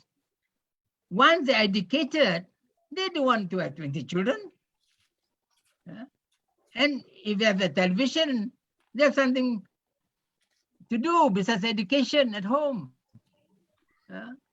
If they don't have these facilities, then you're going to have explosion of population. And I've been to this. I've been to the Congo. I've been to Nigeria. I've been to many countries in Africa and South America to see poor countries. For your information, I've been to 94 countries and I've seen the poverty in these countries. It saddens me. And the root cause is education because they are not educated. So educate them and they can start into a life of sustainability at a start. Okay, thank you, Tan Sri. Another question from Facebook, Anika Savaka. Tan Sri, what is your opinion of the future of sustainable infrastructure in Sarawak? We have many major links, road, coming up, cutting through the HOB and wildlife corridors. This is a huge concern. Well, here again, we cannot get around. Somebody asked how many children I have. I have 3 and 6 grandchildren. I think that's enough. That's below the average in Malaysia. Now coming to Sarawak. Sarawak is a big state and they need the communication. They need the roads and highways into the ulus of Sarawak, to the Ibans, the longhouses, and I see how they live, But do they want so-called development? There again, my answer is yes, only through education. You educate the children. We have now Orang Asli Sarawak, Orang Asal Sarawak, who is already a minister, but it's only 1 out of a few 100,000. You educate them, give them schools, give them access to television. Once they're educated, they will not go to the longhouses anymore. They don't want. They want to live in a modern house in town, have proper access to facilities. But the key is education. And we must invest in education. And in terms of this, to my mind, we are not investing enough in this country in education. Education is just not any universities, Education starts from primary 1, from kindergarten, right up to universities. Invest in the young. That's why my last slide said, the future generation lies in our young generation. The future lies in our young generation. And we need to invest money into these young people to ensure sustainability of the future of our country. I'm not sure there's some number of questions in the chat box, Saiful. I've not Yes, seen them. another question. This one from Mr. Dimas Agung Pramudito from Chemical Engineering Department, Gajah Muda University, Indonesia. One key point that hinders sustainability in our current times is whether sustainability works in a globally competitive world. Sustainability advantage is considered long-term, while one might be thrown out of the competition before sustainability bear fruits. How to overcome this problem? Or should we face another global crisis to truly put sustainability as our main priority? The answer is no. You don't wait for crisis to solve sustainability. As I mentioned, we have to start small. We cannot solve the problem of sustainability in one go like that. Tak boleh. We cannot, Bapak. No? We have to start small. Where is the lowest hanging fruit in Indonesia? No, I don't know. I don't know Indonesia well enough to advise. But you know where the lowest hanging fruit in Indonesia with regard to sustainability. Is it forests? Is it fisheries? Yeah. To my mind, as I said, use technology, use aquaponics, for example. Aquaponics is a system we produce fish and vegetables so that the farmers don't have to grow, the fishermen don't have to go to the sea to harvest fish, especially during musim tengkujuh, during rainy seasons, during the monsoon seasons. So they have their own source of food within their own home through aquaponics or through aquaculture. We can do that. So there are many ways of doing things. And Indonesia is such a big country, a dynamic country, huge spread of from islands to your main major islands of Java and Sumatra. But you have unique problems. But one of the greatest assets in Indonesia, you have one language, Bahasa Indonesia. And that communication, to my mind, is a great asset to Indonesian. Thank you. Okay, Thank you, Tan Sri. I believe Tan Sri already answered a lot of questions, but I still open maybe one or few questions from the audience, if there are any. There's some in the chat box as well. The chat box already addressed, and some of the question kind of similar with the previous one. Yeah, there's maybe- something about Malaysia planting 1 million tree campaign. Okay, all right, this one. Okay. Can I comment on that?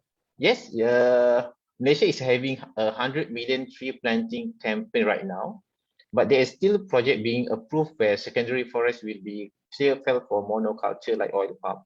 How can this be allowed to be happen? It's mind-boggling. Now, as far as I know, Malaysia has stopped the planting, the opening of new areas for oil palm.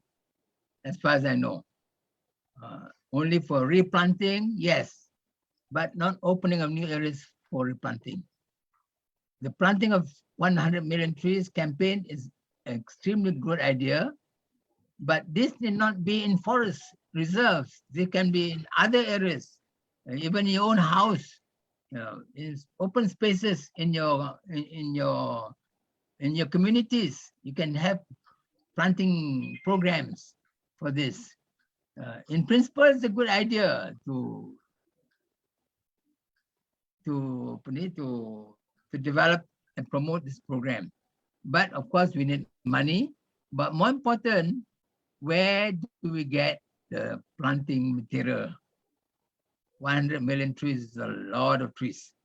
So a major program strategy needs to be developed to move this plan of 100 million trees. Forest reserves are being degazetted for purpose of monoculture, which is not true anymore. They do not degazette, they do not allow degazettement of forest reserves for mono-specific plantations, as far as I know. You want to plant trees, you only do it in degraded forests. Forests which are already degraded, forests which are we have no trees, and state land areas. But forest reserves, they will not open degazette for monoculture. They will not degazette forest reserves for monoculture plantations anymore.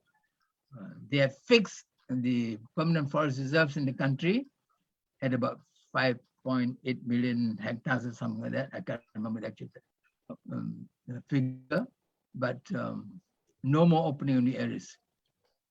Which agency is driving the country's sustainable development plan? Is there one? I'm not sure. I think it's the EPU. They're supposed to do it, Economic Planning Unit, I believe so. But the ministers in the Prime Minister's department, the special duties looking at certain things. But whether this includes sustainability, I do not know. That's why I'm suggesting we have a Ministry of Sustainable Development, specifically to look at sustainable development in a holistic manner for the country. EIA reports, to my mind, it's a waste of money. Because oftentimes nobody, they approve it, they go through the process, you pay a lot of money to get the EIA report, and in the end, nobody monitors the implementation to ensure the EIA is actually implemented. I have not seen any one full-fledged EIA report which is implemented from A to Z. Oftentimes in between, a lot of changes in the EIA to suit the requirements of the developer, to suit the requirements of certain parties, and sorry to say that due to corruption as well. So sorry to say that. Anything else? What is Tan Sri's opinion about greenwashing by few of NGOs? What is the view on? Greenwashing.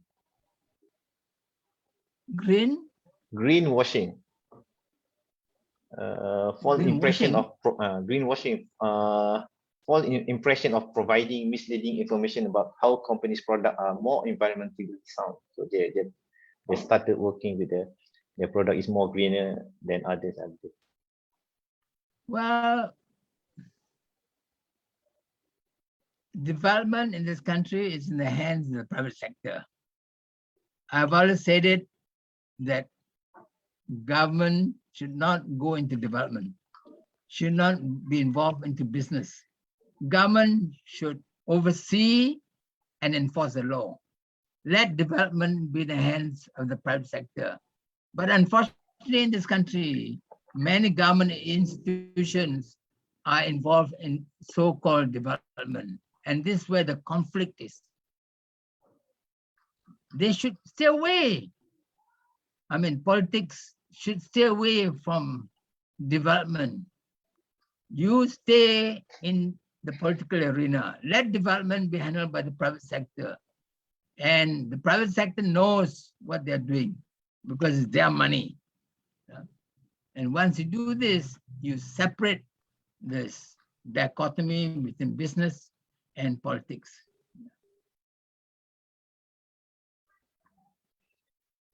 Somebody says artificial drug should be banned. I agree.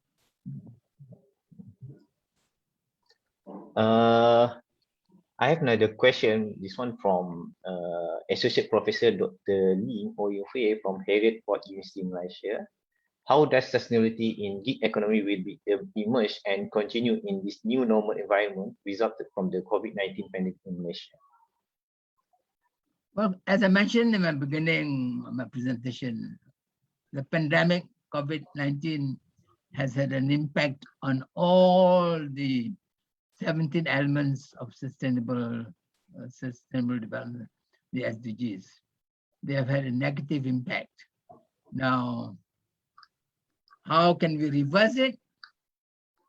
Obviously, hopefully, the pandemic will be over soon.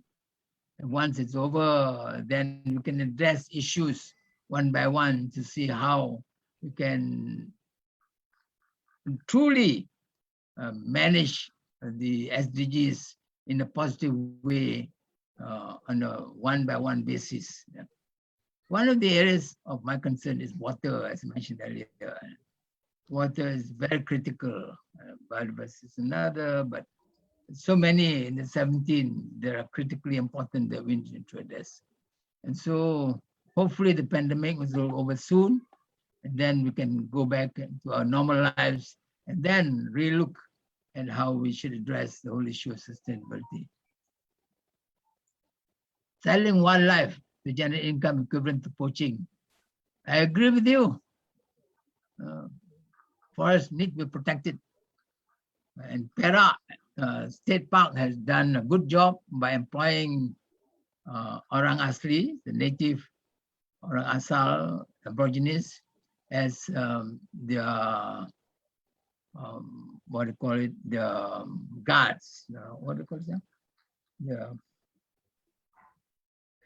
Not guards. Rangers. The rangers to protect wildlife, and they've been in that sense successful in reducing poaching. So I was told. Yeah. Okay. All right. Anything else? I think we covered almost all the questions. Tan Sri, is there anything else you wanted to cover before we wrap up? It says there's a question, but sometimes we did not lose the direction, but rather we don't see the challenges that we campaign about the carbon footprint. Well, the carbon footprint issue is an old concept, but people don't realize that we all have a carbon footprint, each individual one of us, and therefore we must recognize it first. As they say, tak kenal tak cinta, and we must do this. But what I hope is that, as I mentioned again and again, the young generation, they are very, very important, and they have to be educated and informed. And this is how the question, how to improve the role of individual as opposed to society and authority. The individual must, this is from my dear friend, Professor Badani, the individual must be involved. They cannot be stand away and be a spectator. They cannot be a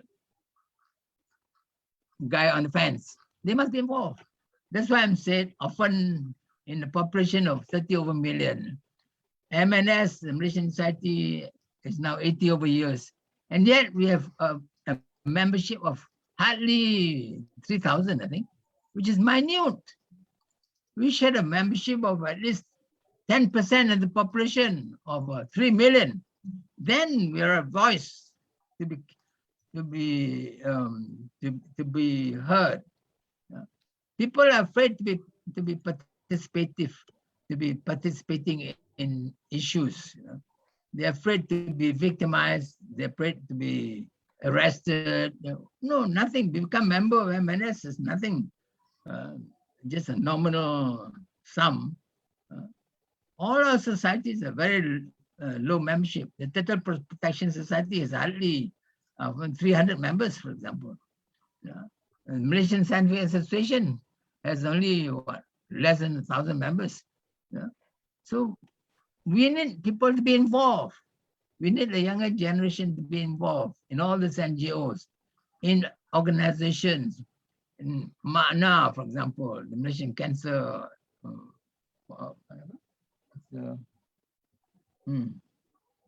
Malaysian Cancer, yeah, the NGO for cancer. Get involved in these things. One of the things that we're going to have a major problem in the future is the old age. Our population dynamics is going to change very significantly. We're going to have a high population people in the elder age, and we need to look after them. So we need people who are dedicated to looking after the aged, the handicapped, the underprivileged. So what I mentioned, the National Kidney Foundation, for example, they need a lot of support from all of us. So there are many individual organizations which are doing a great job, which requires the support of the Malaysian population. And we can do that and give them help in achieving their aims. Okay, Tan Sri, another question. What are the challenges and how they can sustain our wildlife in the future? How can we sustain our wildlife in future? That's a hard question to answer. The audience, Dato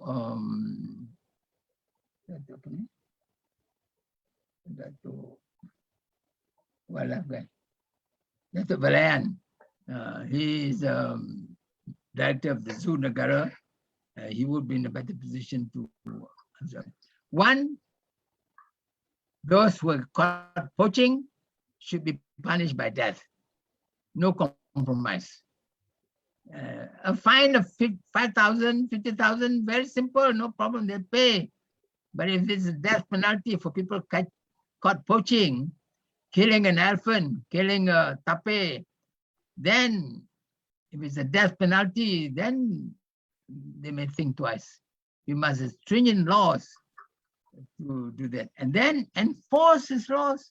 We need more people to enforce these laws. And therefore we need the public, empower the public, empower people MNS, empower the police, empower Boy Scouts to enforce the law. Why not? Because they are concerned about what I don't think the Boy Scouts will go and poach themselves. They're taught not to. I don't think the policemen, maybe some bad hats, but in general, they will not do that. So empower them to enforce the law to ensure no poaching in this country. Because the wildlife department is so small, we need to be strengthened. Strengthen them, give them more power, give them authority, give them more money to look after our wildlife. At the moment, they're a very small organization and they cannot do what they're supposed to do. Okay? Anything else? Hello, Tan Sri. Yes. Hello, Tan Sri. I'm Yeah. Joshua Chow from Utah. Last year, I invited you to be our keynote speaker for the virtual conference last year in Utah. Yeah. I just want to highlight one aspect, talking about the sustainability, sustainable development, while we're talking about the protecting our wildlife. One thing that I can say is that when we talk about the education, it seems like we doesn't have any subject called environmental education in school, even in university. Although we have some program conducted, for example, by WWF, when they conducted what they call the Education for Sustainable Development Program, and some other NGOs like MNS, when they have a club Pencipta Alam. Meanwhile, in school and university, we have some programs on and off talking about how do we do composting or recycling. But the thing is that most of adults, I'm talking about adults, most of us are not really understand or aware of what's happening on our land, our homeland. When we're talking about to protect the wildlife, how do we explain to our children if we ourselves don't know? Just to give one example, when we're talking about the dusky leaf monkeys, I think last month there was a case when langoons being killed by someone in Penang, if I'm not mistaken, and there was an issue brought up by Langoon Penang project in Penang. So how do we respond to that? And some of them don't know how to react, and I don't know how to explain. Is it because of the lack of this knowledge of environmental aspect? When I check from the chat box, when someone suggests, I think Mohala or who, environmental science subject in school. Okay, so before we talk about education, environmental education in school, perhaps we can start from our own. Whether we have children or not, we can start our own to learn on self-learning. Like I myself, I don't have children, but I learn on environmental part because my job in university mostly approach most of students. So when I try to approach them, the challenge is how to explain to them, to convince them. For example, like recycling is very important, but the thing is it recycling solution is the best way? How about zero waste? When people ask me, it's a challenge for me to answer them.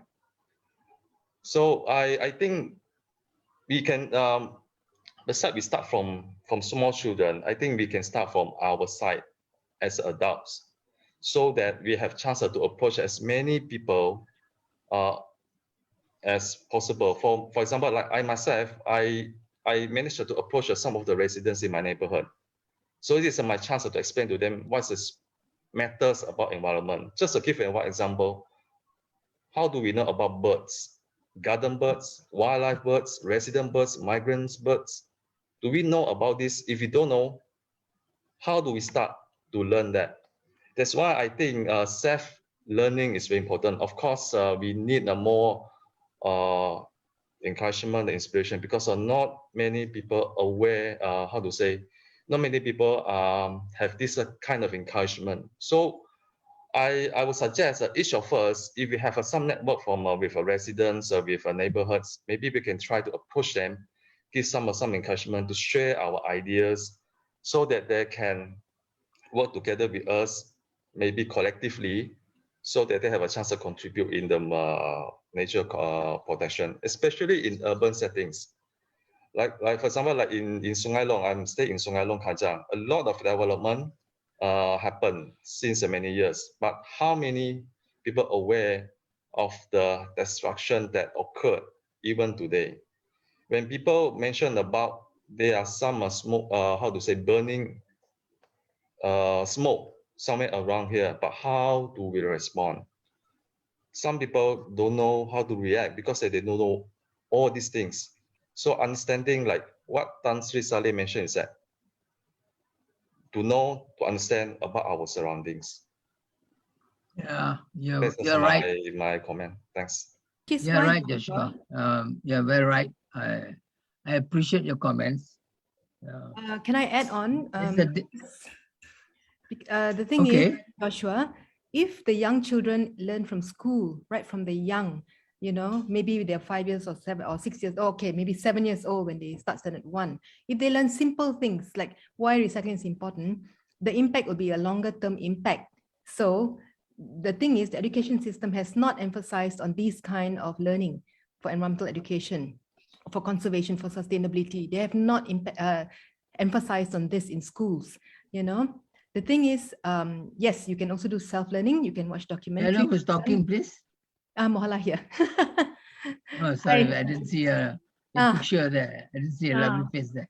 So what I'm saying is the schools need to do this in the curriculum because they need to learn from young, and it has not been done actually over the years, you know. So the education system has not been doing this over the years, although in small efforts, yes, but the long-term impact has to be there. And I agree with Joshua also that yes, you can self-learn, you know, and you can learn very fast if you have an interest and a passion for it.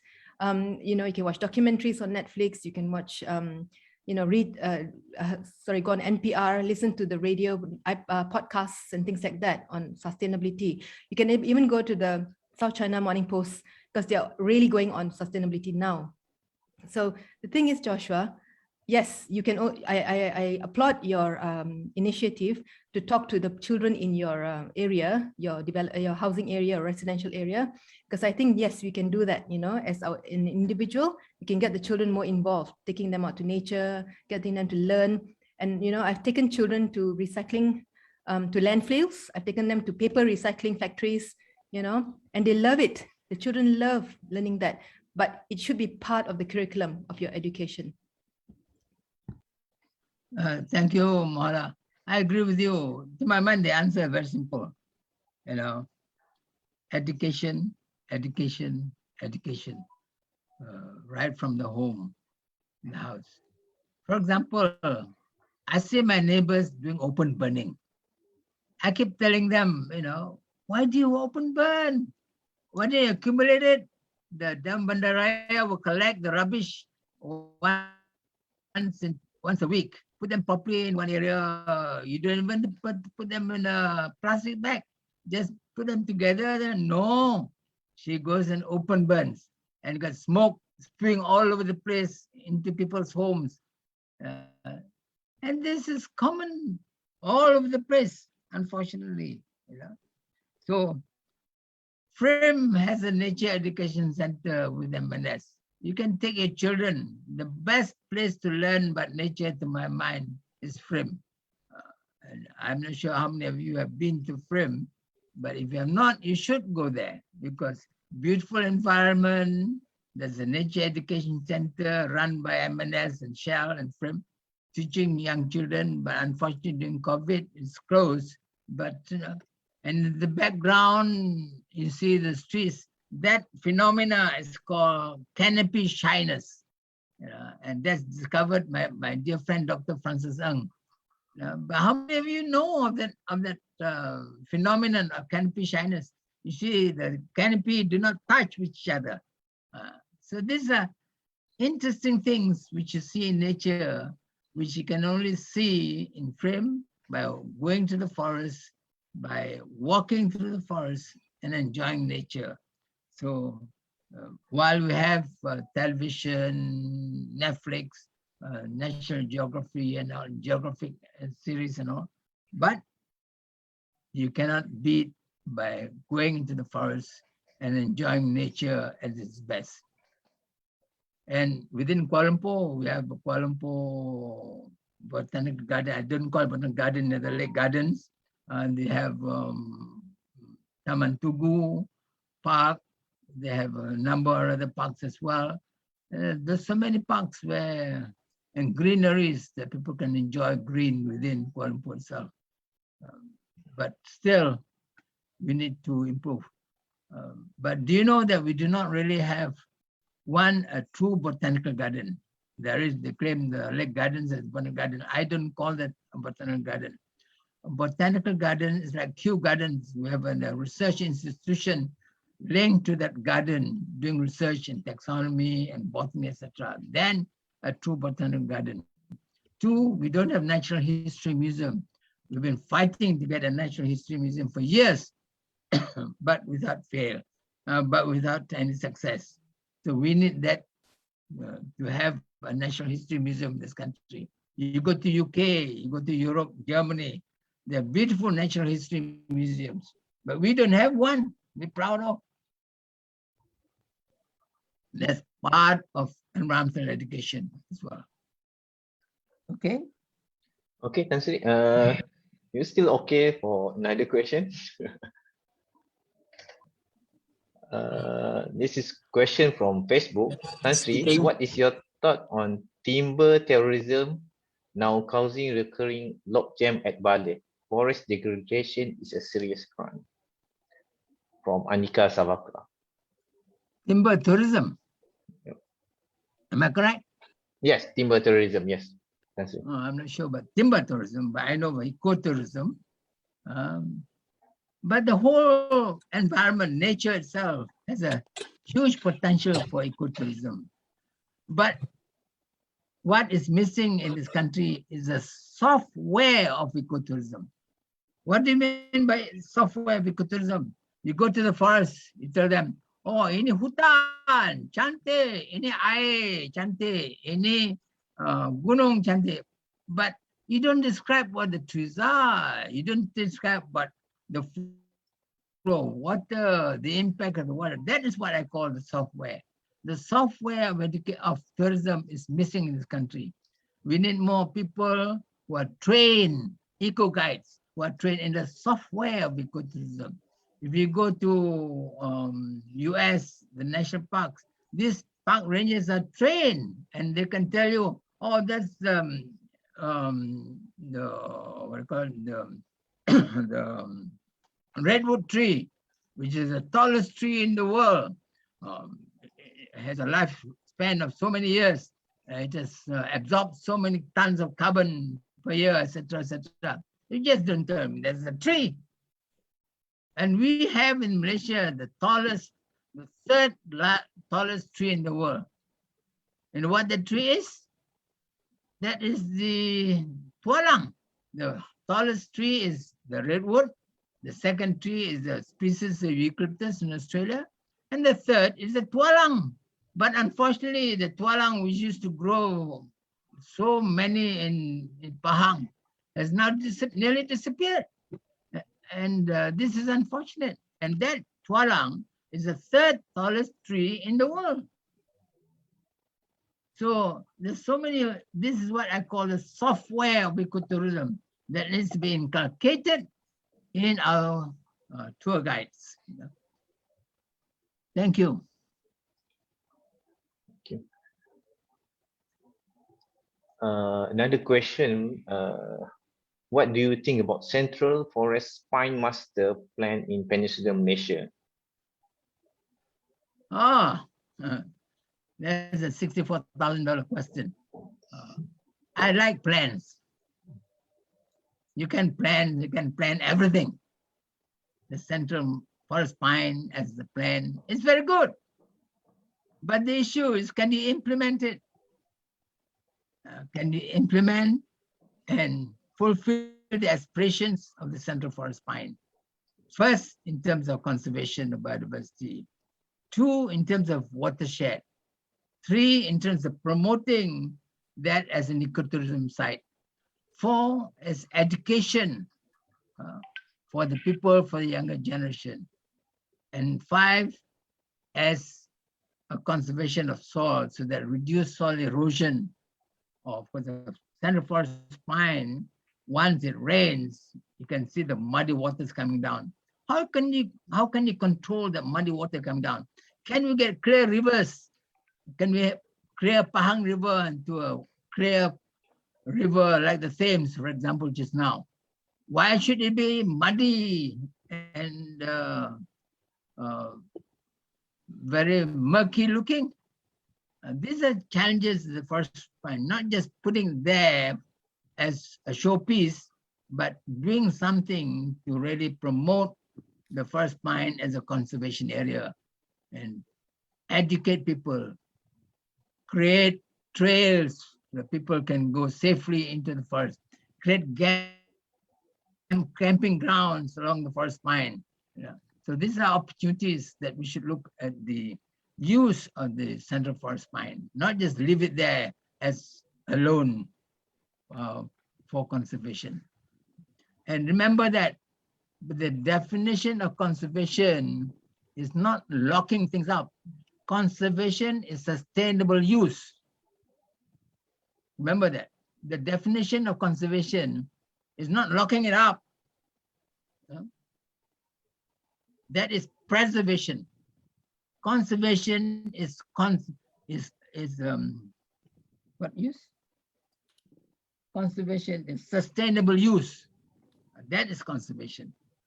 So we must conserve this Central Forest Mine through a proper conservation strategy of sustainable use. Thank you. Dr. Salleh, I would like to remind you about the RRI land research, Rubber Research Institute in Sungai Buloh, which I referred to you a few years ago. My dear friend, unfortunately, that is water under the bridge. To my mind, the former minister, the late Dr. Lim Keng Yek, did a wrong thing to give away that strategic genetic resource that you have, the germplasm collection there is second to none.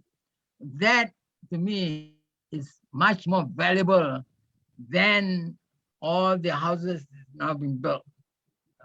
Unfortunately, it's water under the bridge. Unfortunately, though, Rubber Research Institute had the foresight to maintain some of the genetic resources that existed. To me, the genetic resources of our country is a wealth. It can be monetized. The oil palm, MPOB, is doing a tremendous job at conserving the genetic resources of the oil palm, which Rubber Research Institute has done that in the past. We should also conserve the genetic resources of all our species. Do you have the genetic resources of the Morantis? How many species of Morantis? Do you have the genetic resources of a Seraya? Do you have the genetic resources of a Tualang? Do you have the genetic resources of mangroves? We don't. To me, that's where the challenge of rubber research, that's where the work, the DNA tracing, which I mentioned, can have some impact on this conservation by looking at some of the genetic resources of this country. I know FRIM is doing a lot of work in documenting some of the genetic, the gene mapping of some of the species. But mapping them is one thing, but conserving the genetic resources, the variety of our biodiversity is something else that needs to be done. And I agree with you, that decision by the late Dr. Lim Keng Yek, who was my minister when I was in service, was and I argued with him, to be honest. In post-cabinet meeting, I said, Yang Muhammad, that is the wrong decision. But unfortunately, that fell in the years, unfortunately. We can only pray for the future. Don't give up. No, I agree. That's why I need you in our Green Party, political party, and in MNS. You have been a very vocal person, I know. You and I have communicated many times in the past. Yeah. Keep up the good work. We will follow up on that. Okay. I believe this will be the last one. What are the difference between killing animals and eating animals? Can we justify killing animals for foods? Thank you. This one from UZio. Well, I'm not a vegetarian, but many of my friends have become vegetarians. I know some friends who grew up as meat eaters have become vegetarians. Not because of the philosophy of against killing animals, but because of health. Most of the motivating factor of them becoming vegetarians is health. And I agree with them. I have nothing against killing animals for food. The lion kills animals for food. Do you stop the lions from killing food, the antelope? Because they say, no, you lions, you're going to eat grass. Don't kill animals. Cannot. That's their lifestyle. They eat meat. Yeah. But the antelope, so many of them, it's sustainable. You kill one antelope, doesn't mean you kill the population, no. But here in meat, we grow them, we harvest them. And that's why I say, use technology. Meat, you can grow them on a sustainable basis. Do proper livestock management, do proper grass management. I was involved in livestock for many years before, and unfortunately, it did not succeed, unfortunately, for certain reasons of economics. We go into agriculture, grow our own fish. We don't have to go and harvest in the wild. Through agriculture, through aquaponics, grow your fish and vegetable at home and on a commercial scale, so that we don't have to go and go fishing in the oceans and destroy what I call the factor of the tragedy of the commons. You know what the tragedy of the commons is? The commons is things or products or that are not owned by anybody. The patai in the forest is a common product because although it's owned by the forestry department, but the orang asli can go and by law harvest them. But the tragedy of the commons is if I don't go and pick them up now, tomorrow somebody else is going to pick them up. So he goes and picks them up first before they arrive. So you end up as a consumer buying unripe patai. The same with other products. The fish, they go and harvest the fish. They take the small ones. They don't throw them back because the tragedy of the commons says, if I don't take this small fish, somebody else is going to take it tomorrow. So why should I might as well. So in the end, the population declines. So this concept of the tragedy of the commons is a very important concept in resource management. Okay, Shaful, anything else? That's all, Tan Sri. Tan Sri, is there anything else you want to say before we end our session? Well, yes. One, I'd like to thank Samdabi and UKM for this opportunity to share my thoughts. I'd like to thank the audience for listening to my presentation and to the numerous questions that have been asked. Three, I want to echo again my gratitude to my dear wife, Noraini, who prepared all the slides. Four, I would like to thank Saiful as moderator, who did an excellent job. And finally, if there's any message that I've given to you, is this, that the responsibility of the environment, that the responsibility of managing, conserving the environment lies in our hands, not in the hands of government, not in the hands of somewhere else, not in the hands of neighbors, not in the hands of MNS, or Turtle Protection Society, or the Academy of Science, or the Malaysian Scientific Association. It's in our hands. We have got to be concerned ourselves. We collectively must work towards the conservation of the environment and nature. Join the Malaysian Society, use FRIM, come and visit FRIM. Take your children, your grandchildren to enjoy nature once a week. Take off your shoes and walk through with the soil. Let yourself touch the soil.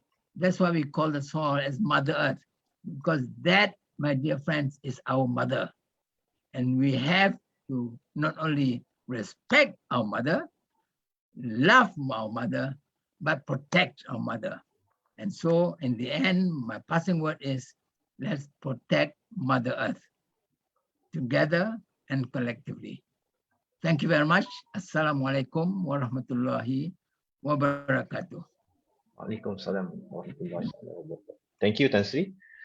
We will now love to invite all of you to turn on your camera for photography session. Thank you, Tan Sri. You're welcome. Yang Amat Mulia Tiong.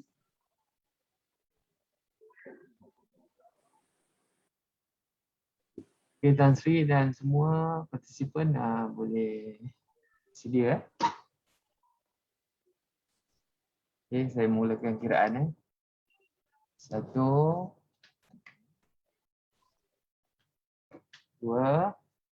3.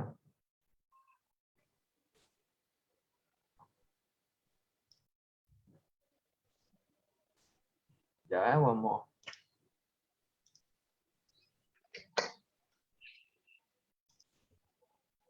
Sekejap.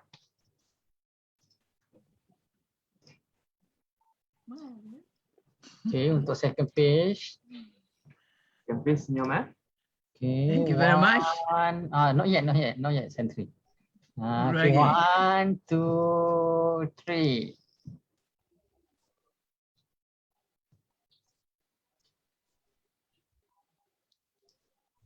Ribuan terima kasih.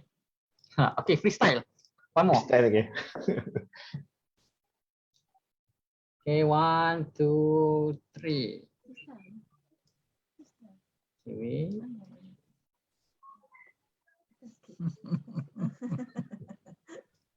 Page 2. Okay, another page. Page 2. Okay.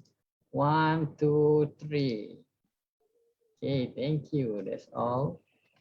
Great. Thank you, everyone. We appreciate you being here. Thank you once again for joining us today, and we will see you next time in our 4th UKM-YSD Sustainability Talk next month on the 30th September 2021. Don't forget to our big event this year, the 16th Asian Biohydrogen and Biorefinery Symposium 2020, ABBS 2021, on 15 to 17 December 2021. This event aims to bring together leading academic scientists, researchers, and research scholars to exchange and share their experience and research results on all aspects of sustainable and competitive circular bioeconomic solutions through technological innovation and creativity. Well, ladies and gentlemen, that's wrap up our afternoon. On behalf of the organizer, thank you all for making time in your busy schedule to join us here this afternoon. It's been our pleasure to host this event, and I wish you all a pleasant day. Stay safe and take care. Thank you. Assalamualaikum warahmatullahi wabarakatuh. Thank you. Wassalam. Thank you, Tan Sri.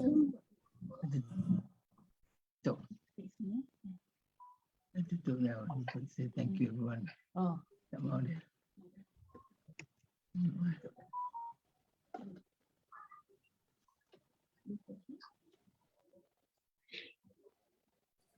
Okay, Dr. Saiful. Okay. Thank you, everyone.